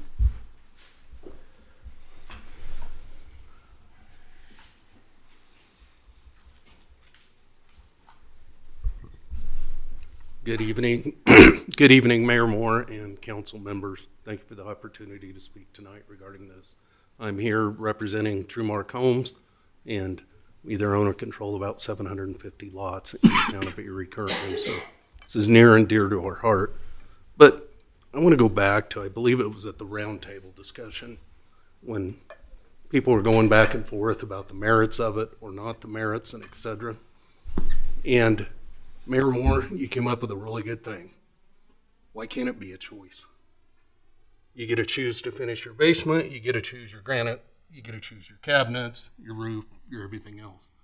I think it goes upon the home buyer to make a choice. I don't think the home building industry would be against making that a standardized option that the home buyer can choose. It's no different than pre-wiring for solar, yet you don't see very many people choose solar to go on the roof of their home. It's their choice as a home buyer. And if we allow them to make that choice, I think at the end of the day, we've done right by our home buyers. So I'm not going to go through all the numbers, all the fee increases. You guys have heard enough of that. I think it comes down to home buyers being able to make their own choice on where they want to put their money in their home. So thank you for your time. All right, thank you. I believe he was the last one. All right, let me just make sure no one else in the audience would like to address us tonight. Okay, we do have one additional person. If you'd like to join us at the podium, just state your name and address for the record.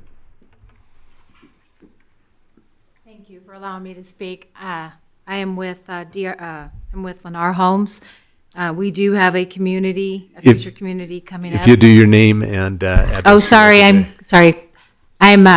Kim Moyam. I am with Lennar Homes. I'm the division president, and I appreciate you allowing me to speak tonight.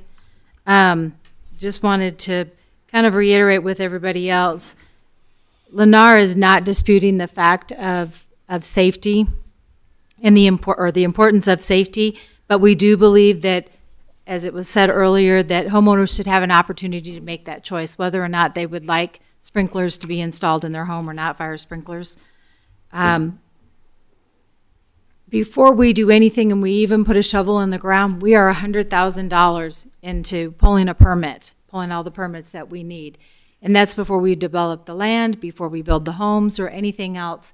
And so as we continue to add more features to these homes, affordability is something that is out of reach for a lot of people. And we are right now, currently, we continue to see that in our own market right now. People cannot afford, and as us, just as many other builders out there, we are buying the rates down. So it's not, we can't say that, well, it's because interest rates are too high. We're buying rates down to 3.99, which is a great rate. The problem is that homes continue to, the cost of building a home continues to climb and climb and climb. And the future generation is not going to be able to afford it because the salaries are not keeping up with it. And so I hope that, we're able to allow the homeowners to make that choice of whether or not they would like to have it in their home or not. And I appreciate it. Thank you for letting me speak. All right, thank you. All right, seeing there are no other individuals that'd like to address us tonight, we'll come back to the council for any questions for staff. So I'll just open it up. Councilmember Bear. Thank you. Thank you for the presentation and for everyone coming out to speak on this topic. So in public comment, we heard about the increased tap fees, and I remember in the original conversation we talked about waiving the fee or for upsizing. Are we still doing that? Is that a thing? Yes, in order to serve the fire sprinkler demand, it requires a 1-inch connection, and typically if you don't have one, it's a 3/4 connection. So we are only charging for the cost of that, the small tap, but not charging for the full tap cost of a 1-inch Okay, connection. so it's the same whether it's a sprinkled house or not a sprinkled house for the size. There's a minor difference in, I think it's like a couple $100 or something for a 3/4 versus a 1-inch. I don't know the technical term. I'm turning around to see if Todd is here, but it's a very minor difference. Let's see. And are there extra permitting fees for sprinklers? I don't think so. Where is, if Ed, no, okay. No. So it'll be the same permitting fees whether there's sprinklers or not included. Yes, for a house, yeah. And so then I went back, I remembered I asked a question after our study session. And in June, you sent an email because I had asked what our Cheeseman residences, they had fallen under the sprinkler requirement, and they were about $7,500 per unit. And so I'm kind of curious about some of the varying numbers that we heard. The Cheeseman residences are all independent or single-family homes, right? That they were. Yes, they are all under 1,500 square feet.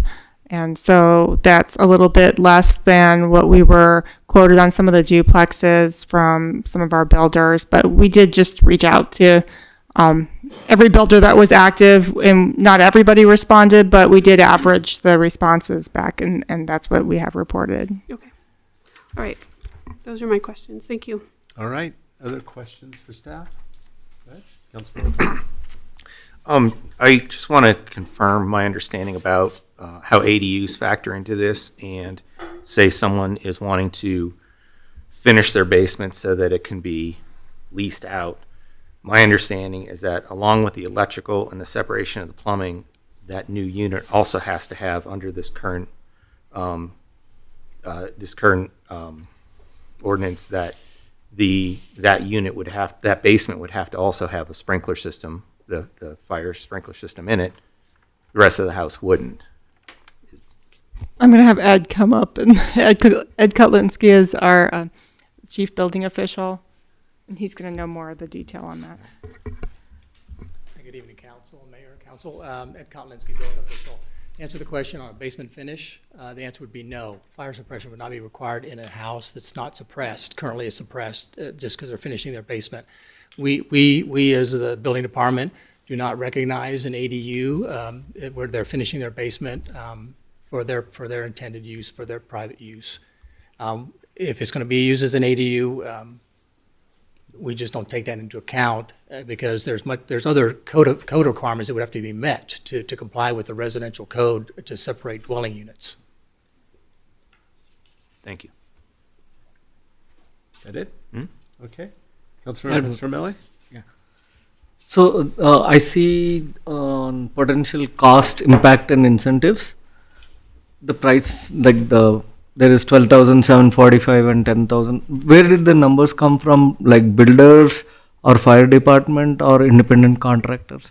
Our building permit team reached out to active builders in Erie and asked them what they were spending and how that related to the size of the home. And so those were the numbers that we collected. Okay, so we don't know if it is actual cost or actual cost plus markup, or we don't know that, right? We did try and have them identify what that cost was, but no, we did not. The reason why I'm asking is we heard like at least 4 or 5 variances of the prices.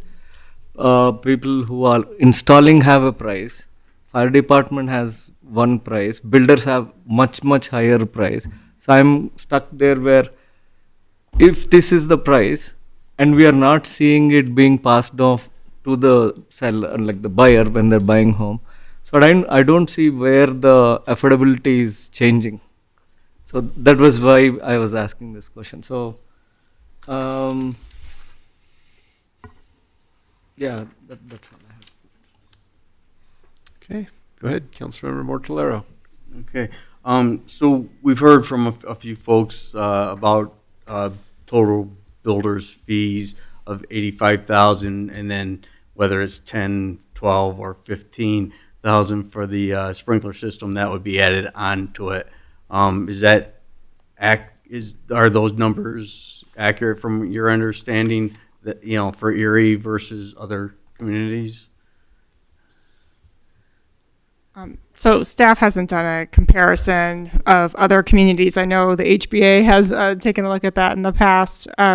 But yeah, it's a combination of the water and sewer tap fees and dedication costs, as well as impact fees for parks, whether that's fees in lieu, or just the impact fee itself. We also have transportation impact fees. So yeah, they do add up. It sounds close to what I've seen.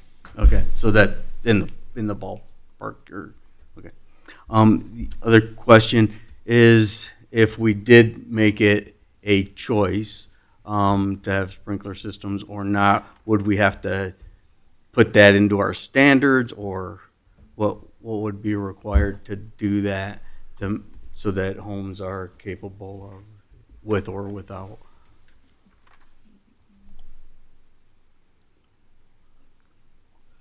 We'd probably have to think about how to do that, unless Deborah, you have. I don't know in the building code how we do that. Yeah, we'd have to look and see how we'd accomplish that. Okay. Can you repeat the question? I want to make sure I'm understanding the. So the question was, if it was a choice, does the design of the house have that option in it or not? And would we have to modify our code or standards to make the design so that it could or could not have a sprinkler system, right? So when you probably have to design your house a little bit different to make it, viable for a system. Like maybe the standard home plan doesn't have the, area where you could put the sprinkler system.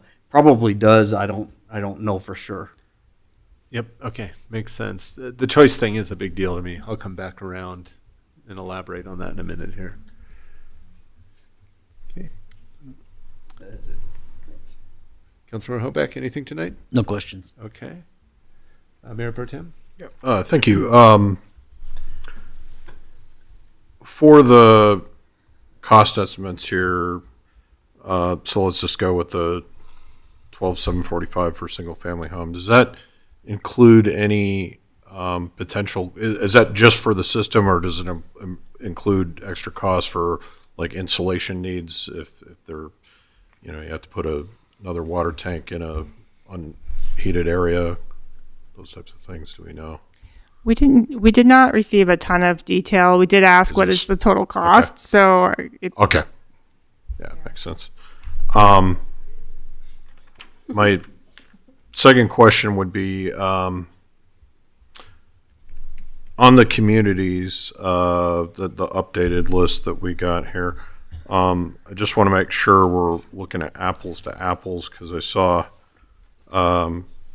Frederick was listed in here, but from my understanding, Frederick's requirement, there's kind of certain criteria for being homes that aren't within 1,000 feet of a fire hydrant, or I think they also have a size limit over homes over 3,600 feet, or 3,600 square feet. So there's sort of additional criteria instead of just basic requirements. Is that? So, yeah, I put the caveat in there for Frederick. Oh, okay. That's what I had read. Yeah. Okay. Okay. I'm just making sure we're. The last thing I want to ask is, based on some of the comments that were made, just understanding, so other than this, I'm sorry, and this is from, what IFC are we up to date on? Or what is our current code? 2021. So, okay. 21 fire code. 21, okay. So, aside from this, all other updates from prior years are being adhered to by the builders.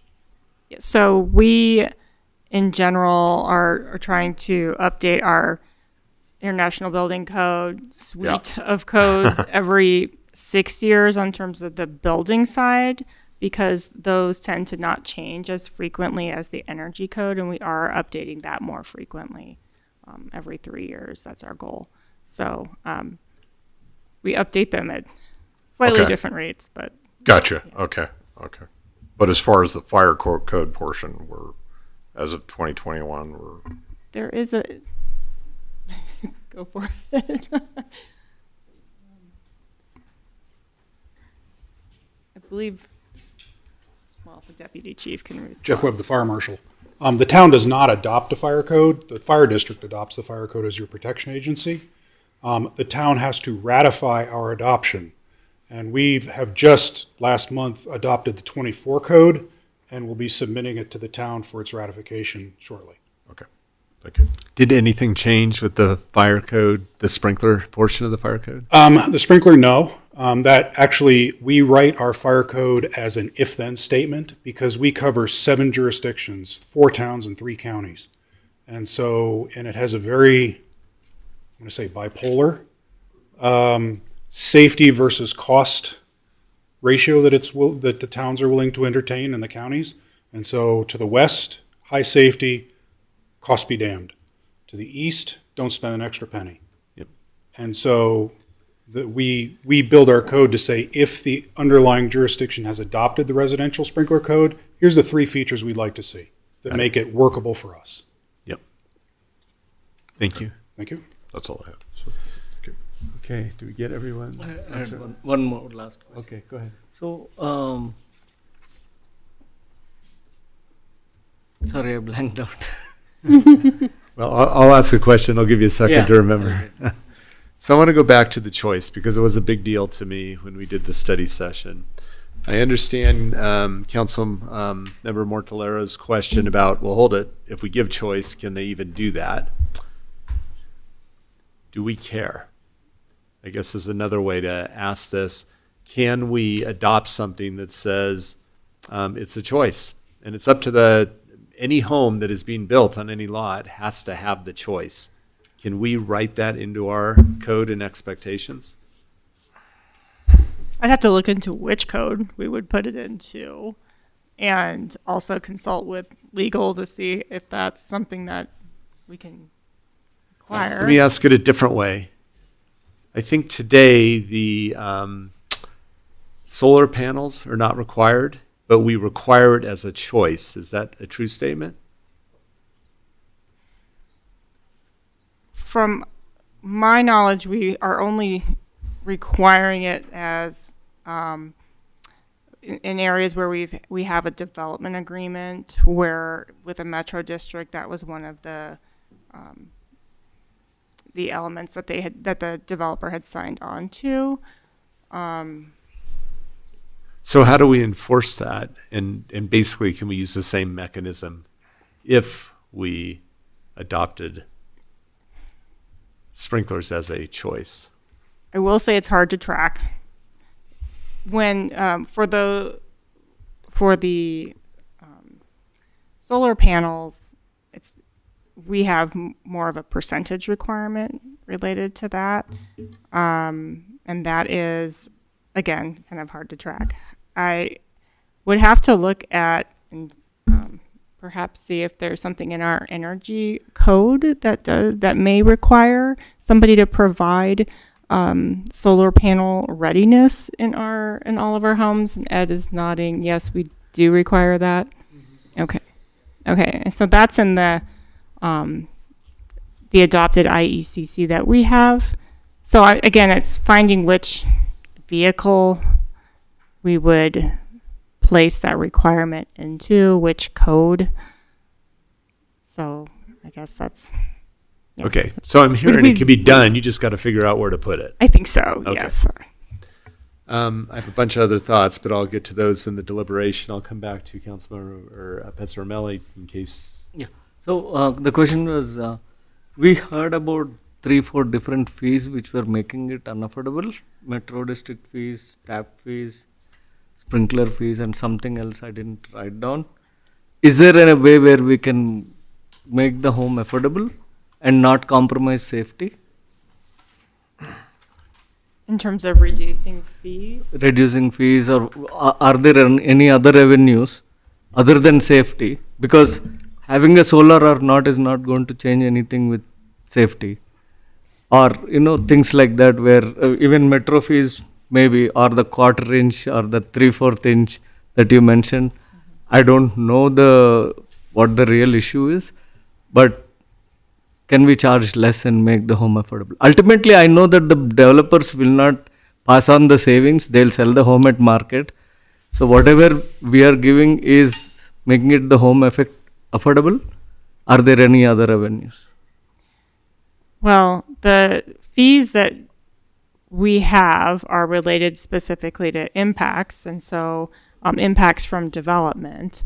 And so they would have to be, and we also have permit fees and things like that for our time to review the plans.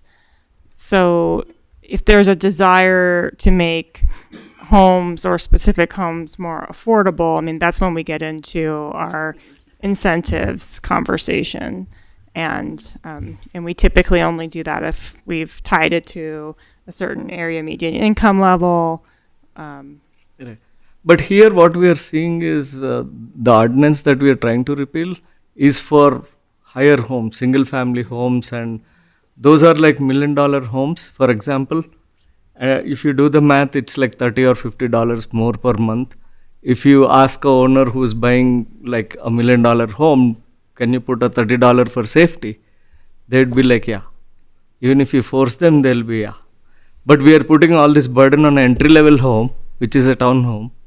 So I don't see a reason for this one. Anyway, yeah. If there are no other avenues where we can make the home affordable. Well, certainly, if again you could enter into a development agreement with a builder or developer to reduce impact fees or permit fees or rebate them. Again, that would be a choice by town council and something that you would have to identify as an incentive in budget. Yeah, for that, my reason is like, why would you lose money on $1 million home who's ready to pay, right? So anyway. So we will be revisiting impact fees in 2026, likely not to reduce them. All right, Councilmember O'Connor. So along the lines with Councilmember Mortellaro and Mayor Moore, I was thinking about the special district review policy point system, and could the fire sprinkler system be woven into that as awarding points when we're considering special districts? Certainly, yes. We can add that to the list for consideration. And how would the code need to be modified, or would it need to be? We again, it would be something we would track as part of that specific development agreement, and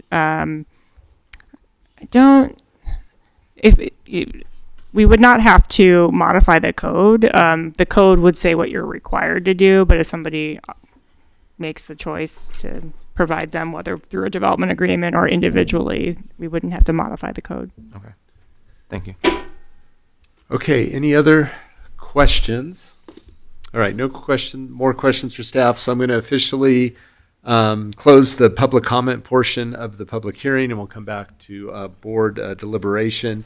I think I'm going to start this time just to get my feelings and thoughts out there. Safety is an interesting thing, and it's a very hard point to debate against when you're debating, right? Because everybody wants perfect safety. But if in fact we as a council want perfect safety, then we should really be looking at the auto accidents in this town. Because 15 people die in auto accidents for every person that dies in a house fire.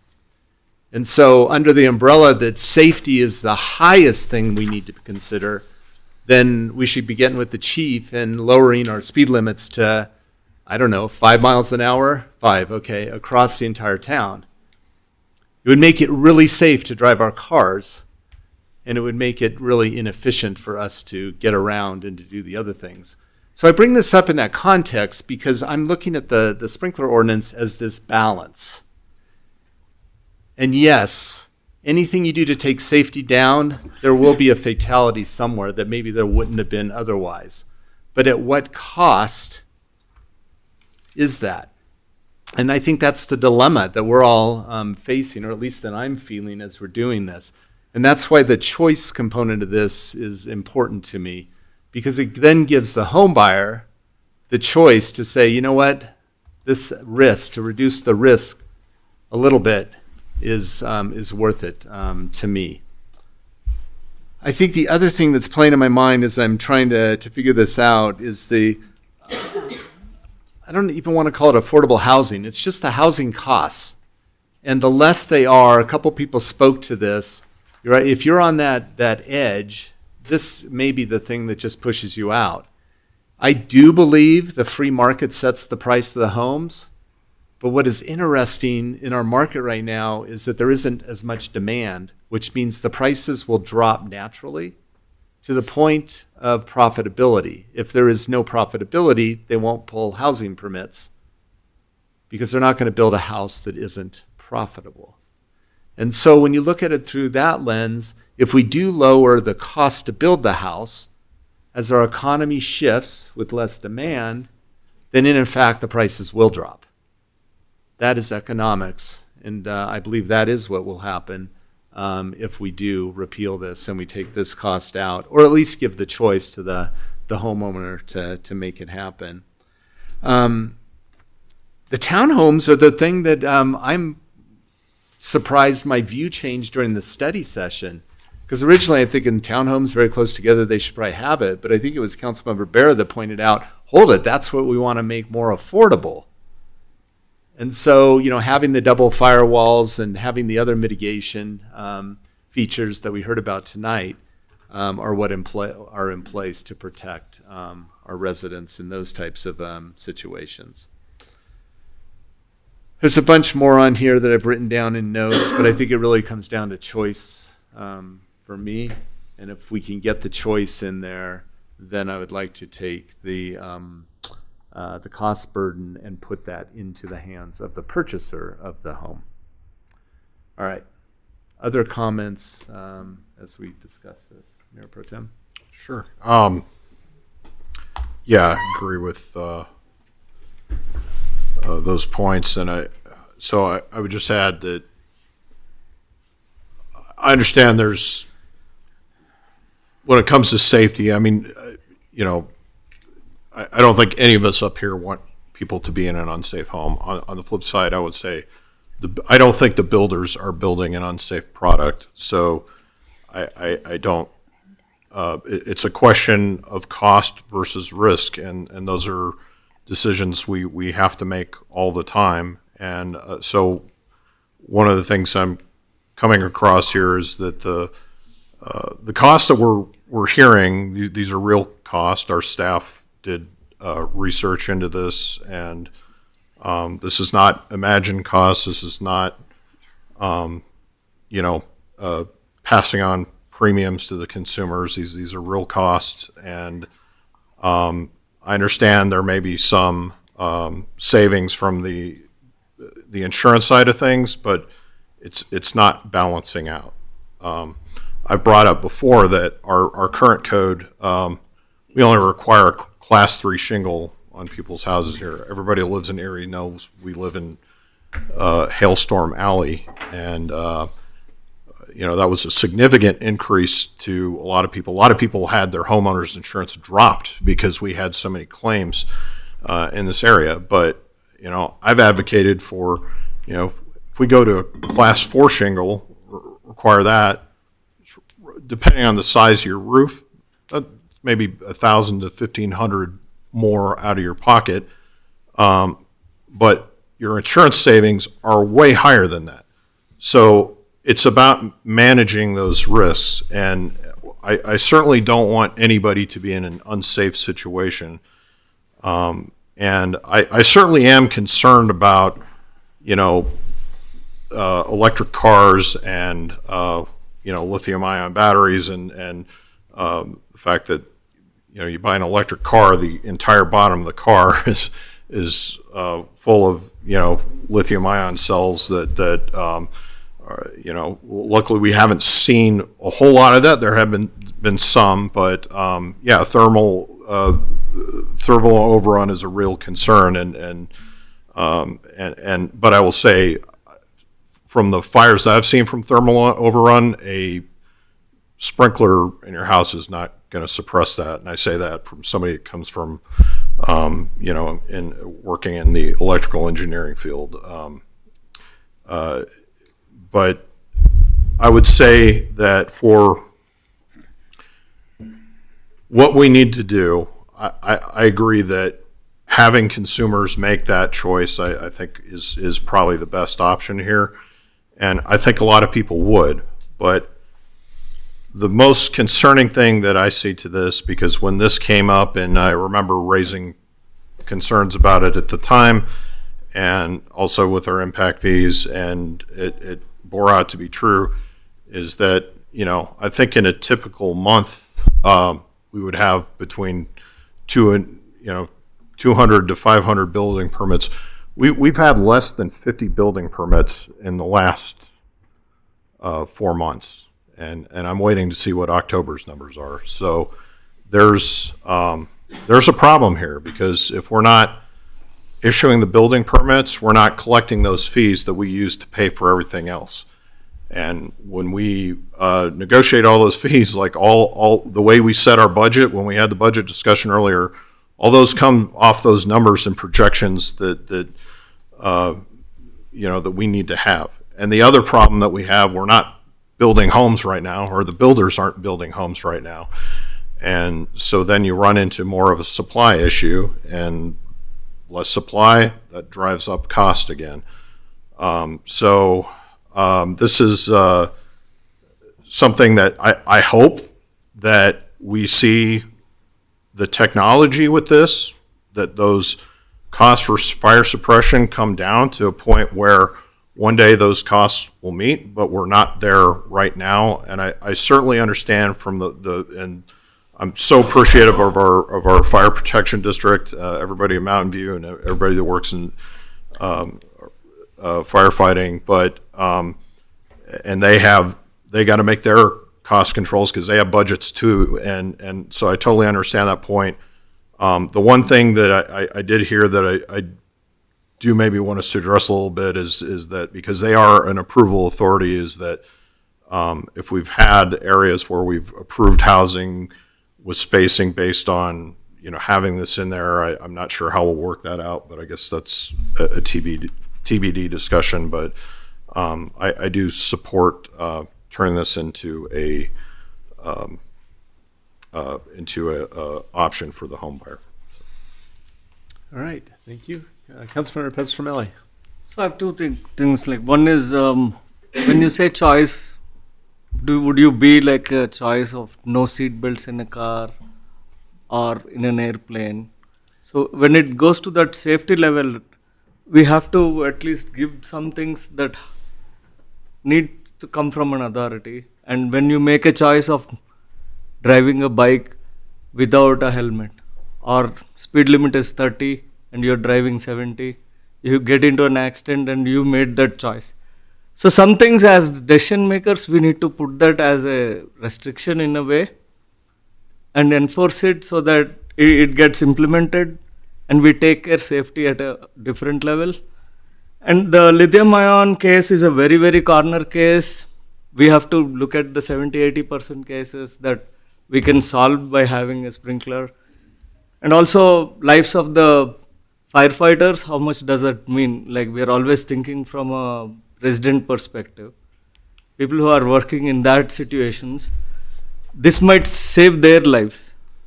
So, and other thing I was thinking is, somebody said most of the time people are not home, but there are pets in the home who, like, we don't even think that this will happen. And it will save them, and they don't have a voice. So those are the things that I thought. And safety first, we should implement this not on a townhome level where it's an entry. It should be on all 3 homes. Thank you. Go ahead. Councilmember Bear. Thank you. Yeah, thank you. I agree. Balance is important, and that's why we do look at road safety in the town, and we're out constantly looking for ways to improve multimodal safety, pedestrian safety, as well as drivers. In fact, we're doing the neighborhood speed mitigation study and everything right now. So along those lines, that we are required as a town and as policymakers to think about that balance. In this conversation over the past several months, I haven't heard anything that inspires me to go against the advice of our fire protection first responders. When we're talking about cost saving, I appreciate that it takes a lot to balance budgets and make projects pencil out. But I haven't heard anything that will really bring those costs down. As far as permits, the tap fee is waived, not waived, but the increase is waived. So we've done those things there. And to Councilmember Pasquarelli's point, when they tried to put or decided that it was time to make some safety improvements in automobiles, oh my goodness, the hell that was raised over the requirement for seatbelts, and how important, how many lives has that saved in the time since then. But I have a page of thoughts here. There's no commitment from home builders to reduce the cost of non-sprinkled homes. I think that was a good point from our public commenters. There's more than just building materials that we're considering here. It's in a 5-minute flashpoint. We're talking about sofas and clothes and shoes and all the things we bring into the home that are flammable. And so I agree with you, Mayor Pro Tem Bell. I don't think that our home builders are building an unsafe product at all. I just think, what can we do to prioritize safety? And I think that should be our lens that we're looking through. Also from a sustainability aspect, that wasn't brought up this evening, but sprinkled homes use significantly less water to put out fires. And I think I'm remembering right, it was around 70% less water. Generally, and I think that that's an important aspect in the region and in the area that we live. And honestly, increasing survival rate by 90% is extremely compelling. And so when we talk about costs, you cannot put a cost or a price on lives. And I think that is sort of the underlying element that there's just no argument against that. And what I said about townhomes in the study session was that I didn't want to disincentivize development of townhomes by requiring sprinklers only in townhomes. We do need to see multifamily development. And so if we eliminate it for single family homes, require it for a different, density, we may be disincentivizing that development. So I've also spoken with a fire chief outside of the study session, and it was mentioned that regional requirements actually bring down the cost for sprinkler systems, and it will become more affordable. So it's not like, well, we can just wait for it to be more affordable. We kind of have to force that by joining our neighbors, our neighboring municipalities, and bringing those costs down by requiring it. And then the building permits is concerning, but we knew after the water roundtable that, and when we paused to do the water roundtable, we knew that there would be more building permits pulled in those few months in order to get the lower rate. And then once the rates were raised, the fees were raised, then we were likely to see fewer. So that is something we were expecting. And then I think it's exacerbated by the economy and just kind of what we're seeing in the world right now. So anyway, all that to say, I just am not compelled to vote against the advice of our fire protection district, and appreciate them helping to keep us informed, because we certainly are not the experts, and I appreciate the education. So thank you. Okay, Councilmember Mortellero.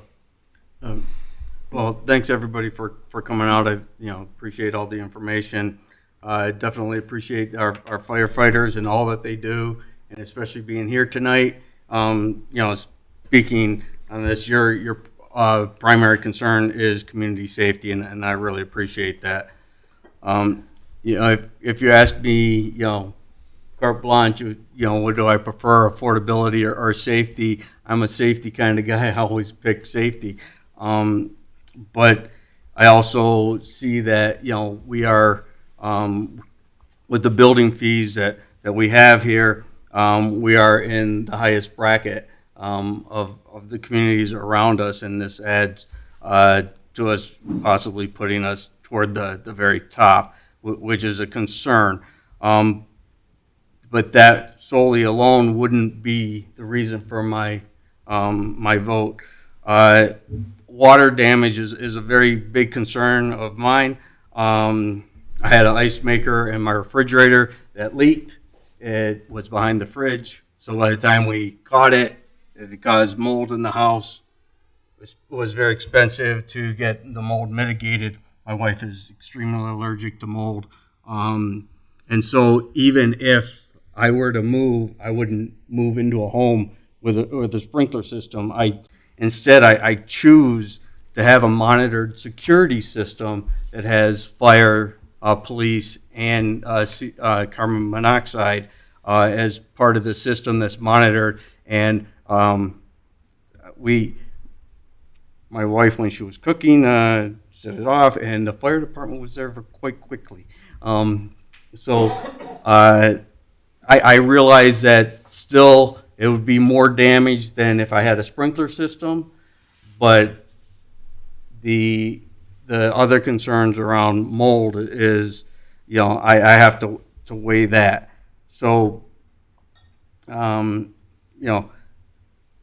when I look at this, I have to look at it from all aspects, and so that's kind of why I'm leaning against or leaning toward the removal of the sprinkler systems.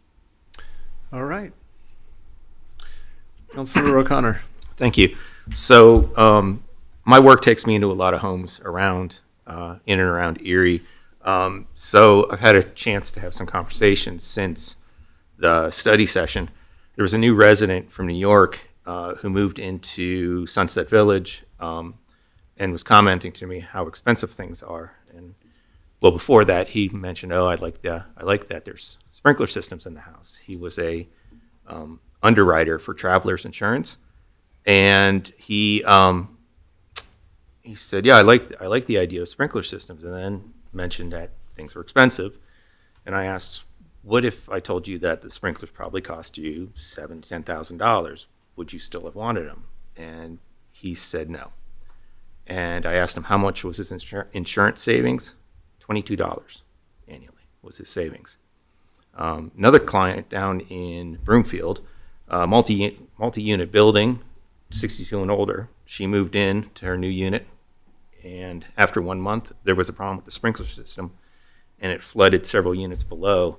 She was displaced for 6 months while they went out and tore out all the drywall and everything down to the framing to rebuild all those units. So that was one of the downsides, or along Councilmember Mortellaro's comments regarding water damage. That just recently happened.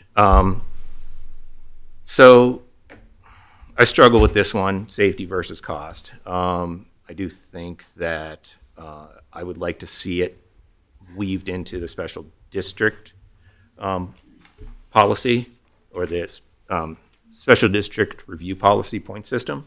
I think that would be a good way to incentivize builders to do this if they choose to do so. I think it could be problematic to do it house by house, just because the spacing would be different for some, or you would have to set the spacing to the widest non-sprinklered standard, and then they would have to upgrade the tap in order to not have a tank in the attic, and all that brings to the table with problems.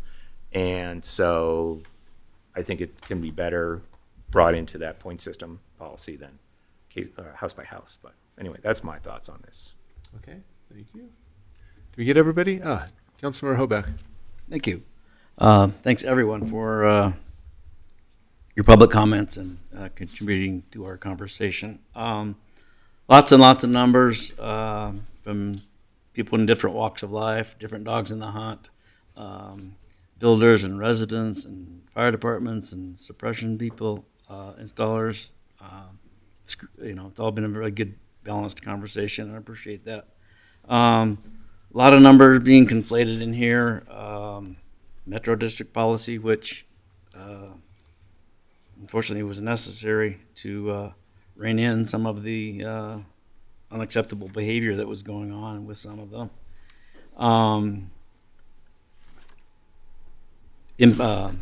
Water tap fees, which our residents want because they want new growth to pay for new growth. So that's kind of a can versus can't question. The national economy, most of the prices of our homes, the increases occurred before we adopted the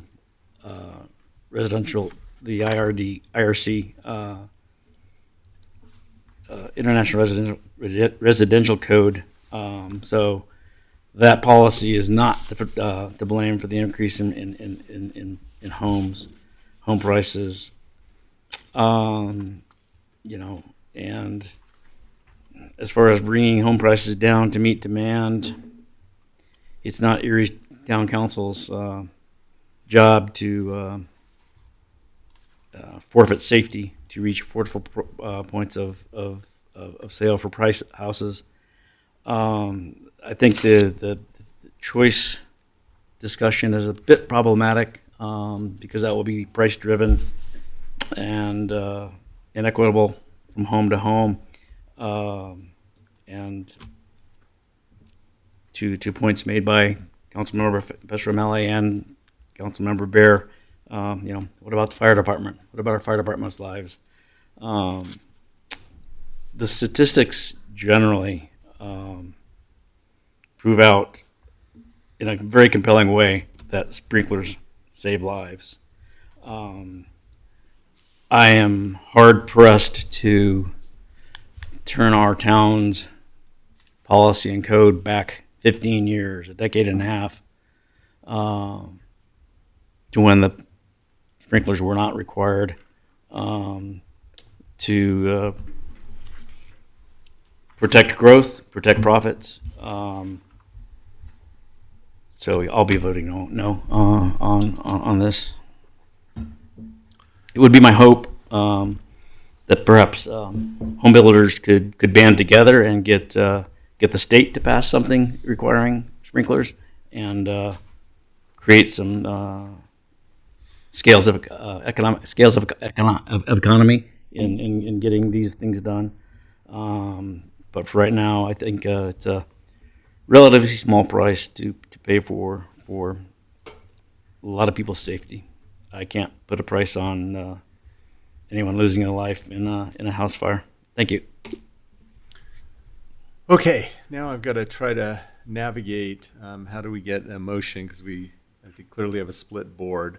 And I think the way that this is written now doesn't actually achieve what we're doing, because this is a full repeal. It doesn't take into consideration the choice portion, if I understand this correctly. Let me make one more sentence and I'll come right back to you, Sarah. On section 1912B, 48, it says section R313 is deleted in its entirety. If we made a motion to adopt this ordinance, but change item 48 to read section R313 is required as an option for all homes by the home builder, as an option of the buyer. Does that work? Legal question? So I think it's either a requirement or it's not. So we're just setting the baseline for the requirements by code. And if developers want to build something above that requirement, they're welcome to. But I don't think necessarily in our code we need to spell out that option. I think it's always an option for them to do more. But our code generally just states what the requirement is from the town and doesn't provide options to go above and beyond that. Okay, but that poses a dilemma in the sense that I sense that there are a number of us on council that want that to be an option of the home buyer. So how do you do that then? So I think for the town to mandate it as a requirement, you either must do it generally through the building code or, as Sarah was saying, through development agreements. But otherwise, I'm not sure the town has the ability to be selective in applying the requirement. How are we selective in applying the requirements for solar panels as an option, for EV charges as an option? I think that's a great example in the way that what your code says right now is the bare minimum that you must do is be EV ready and solar ready, and that's it. If the developer wants to go above that and actually put panels on the roof, that's their decision, but the town plays no role in that decision.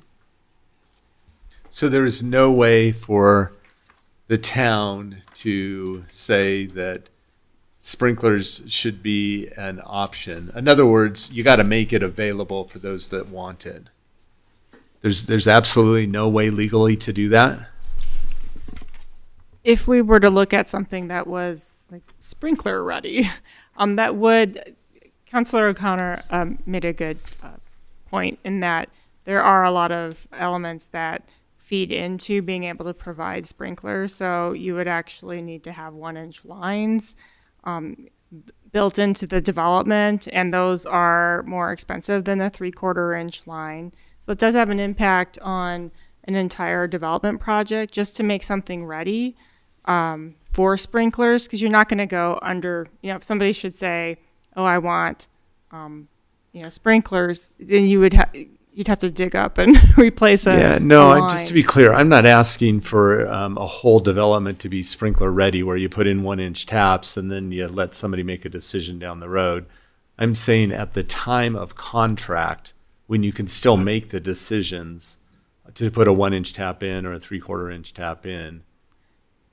The developers order the 1-inch lines a lot earlier than they would have somebody under contract. So this is something that we would have to certainly look at and see if it's feasible to have that option be easy enough to, include in every development. I think there would be implications that we may not be recognizing right now. Yeah. Okay. So Yeah. I think under. If I could, real quick, Mayor. Okay. Yeah. Name and what you do for the. Yeah, David Pasek, Public Works Director. The concept of choice, you'd have to have identified lots ahead of time. Otherwise, to Sarah's point, if you choose to opt for sprinklers, you would have to dig up the line, replace the tap, and make it a 1-inch tap to elect to make it a sprinklered system. So you'd either have to do specified lots that have that ability or something else, because we require all water line and infrastructure in place before we will even release building permits. Got it. So I think you're kind of looking at a carrot stick situation. The stick is to make it a requirement. The carrot is to make it an incentive. If you want to go the incentive route, we can certainly discuss that at a later time of how we could incentivize folks to opt into. Which is where Councilmember O'Connor was going with the incentive. And we're going to take that up. I'm forgetting when we're going to take that back up, looking at the Metro District incentives. That doesn't handle all the other developments that are already underway, though. Right. Yeah, I don't think we're taking that up until sometime next year. And it only addresses new developments, not all those that are already under development. I'd like to take a 10-minute recess here just to get my thoughts around this and maybe chat with you, and then we'll come back. Because it seems like we're in this point of making a big decision, but yet it's a binary decision. And if that's the case, I may want to continue this if there is support from the council to continue it until we can work through this, or not. And we'll just, my support wavers if we're not able to create a scenario where people have a choice. So let's take a 10-minute break here. We'll reconvene at 9:15, and then we'll figure out where we go with this.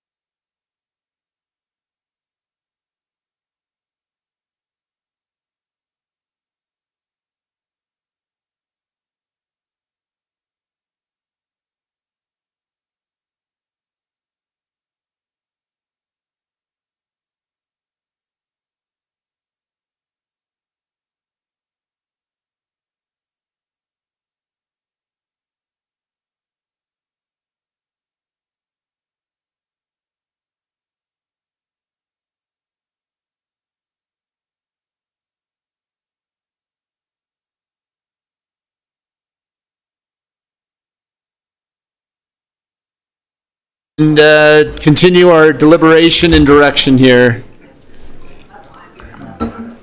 Okay, after a brief conversation with our attorney and our director of community development, there are really these three scenarios that are playing out here that probably need a little bit more thought before we can move forward. The first one is that we have platted lots today that have 1-inch lines in anticipation of the sprinkler systems going in, because that's our current code. And the fire hydrant situation in that is likely the fire hydrants are spaced further apart, simply because the homes have fire sprinklers in them, and that is the way it's set up.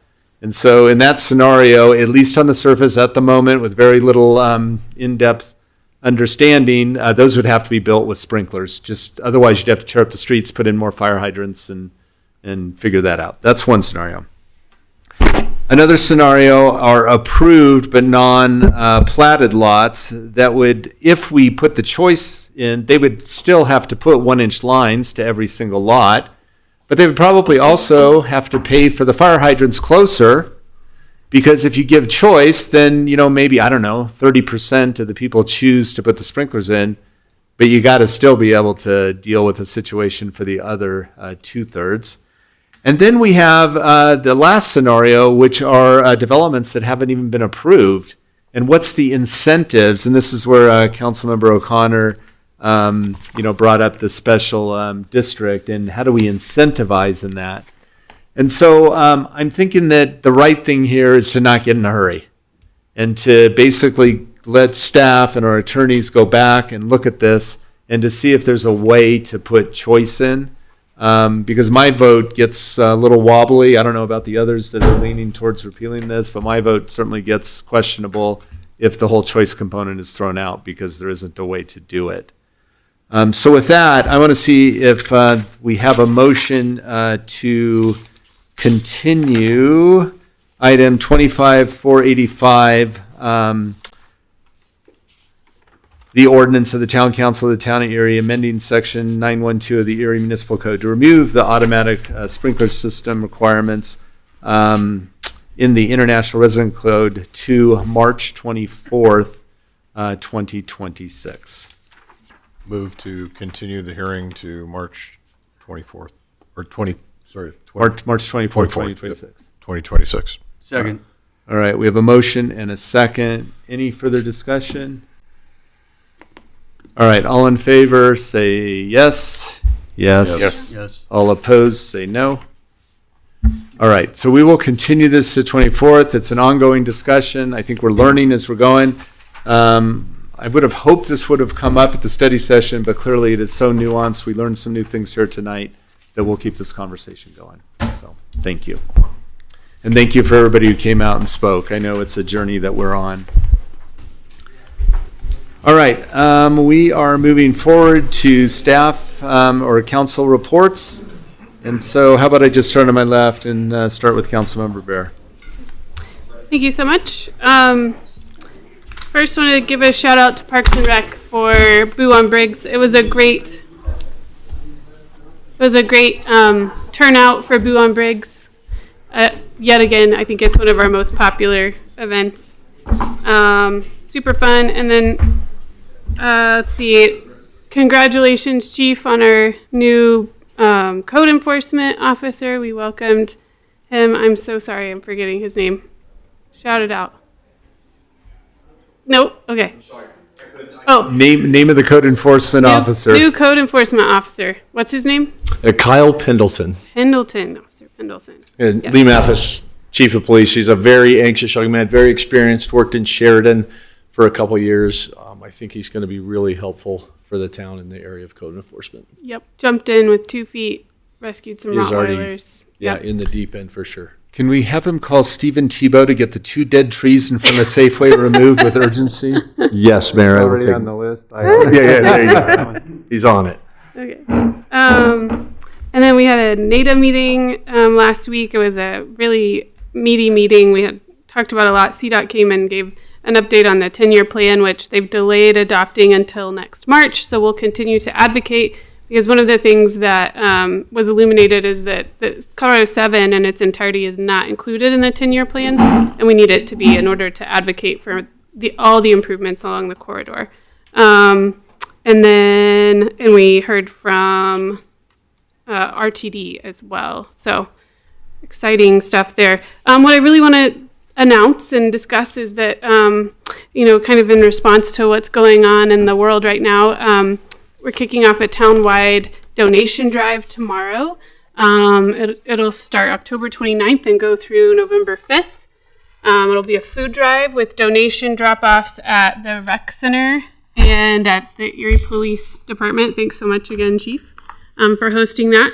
And the food donations will support Erie Community Food Bank and Sister Carmen. Those are two community-based organizations that are on the ground in Erie, feeding Erie residents. And then we'll also be pushing this on our social media and encourage all of you to push it on your social media with links to donate directly to all 4 CBOs that are operate in Erie that include the Food Bank and Sister Carmen, and also Coal Creek Meals on Wheels and Erie Uplink. And I spoke with all of those entities. They're ready and prepared to receive donations and really need it right now.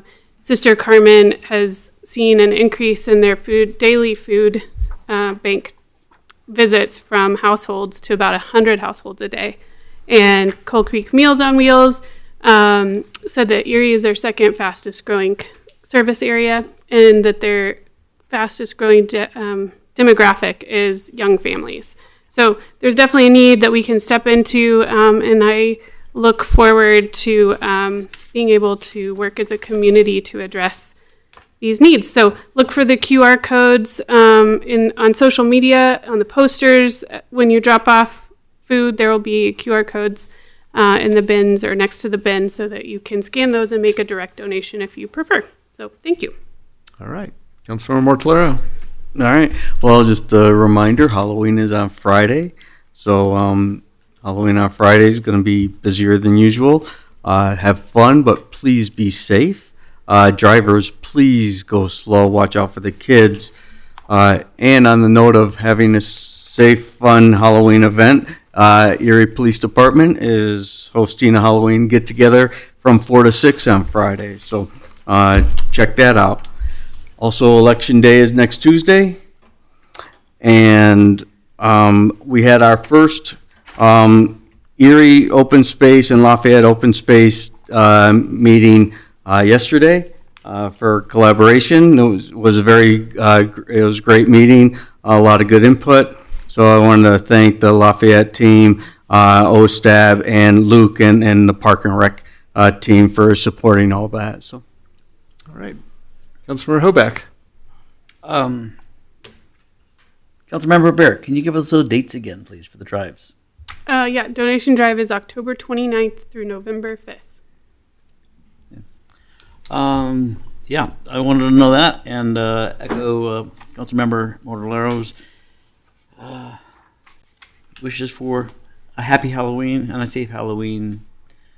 Drivers, especially, be careful. That's all I have. All right. Councilmember Pestromelli. I wanted to wish happy Diwali. Everyone, we celebrated last week and most of the town homes were lit, started early Halloween. That's thing. And yeah, safe Halloween.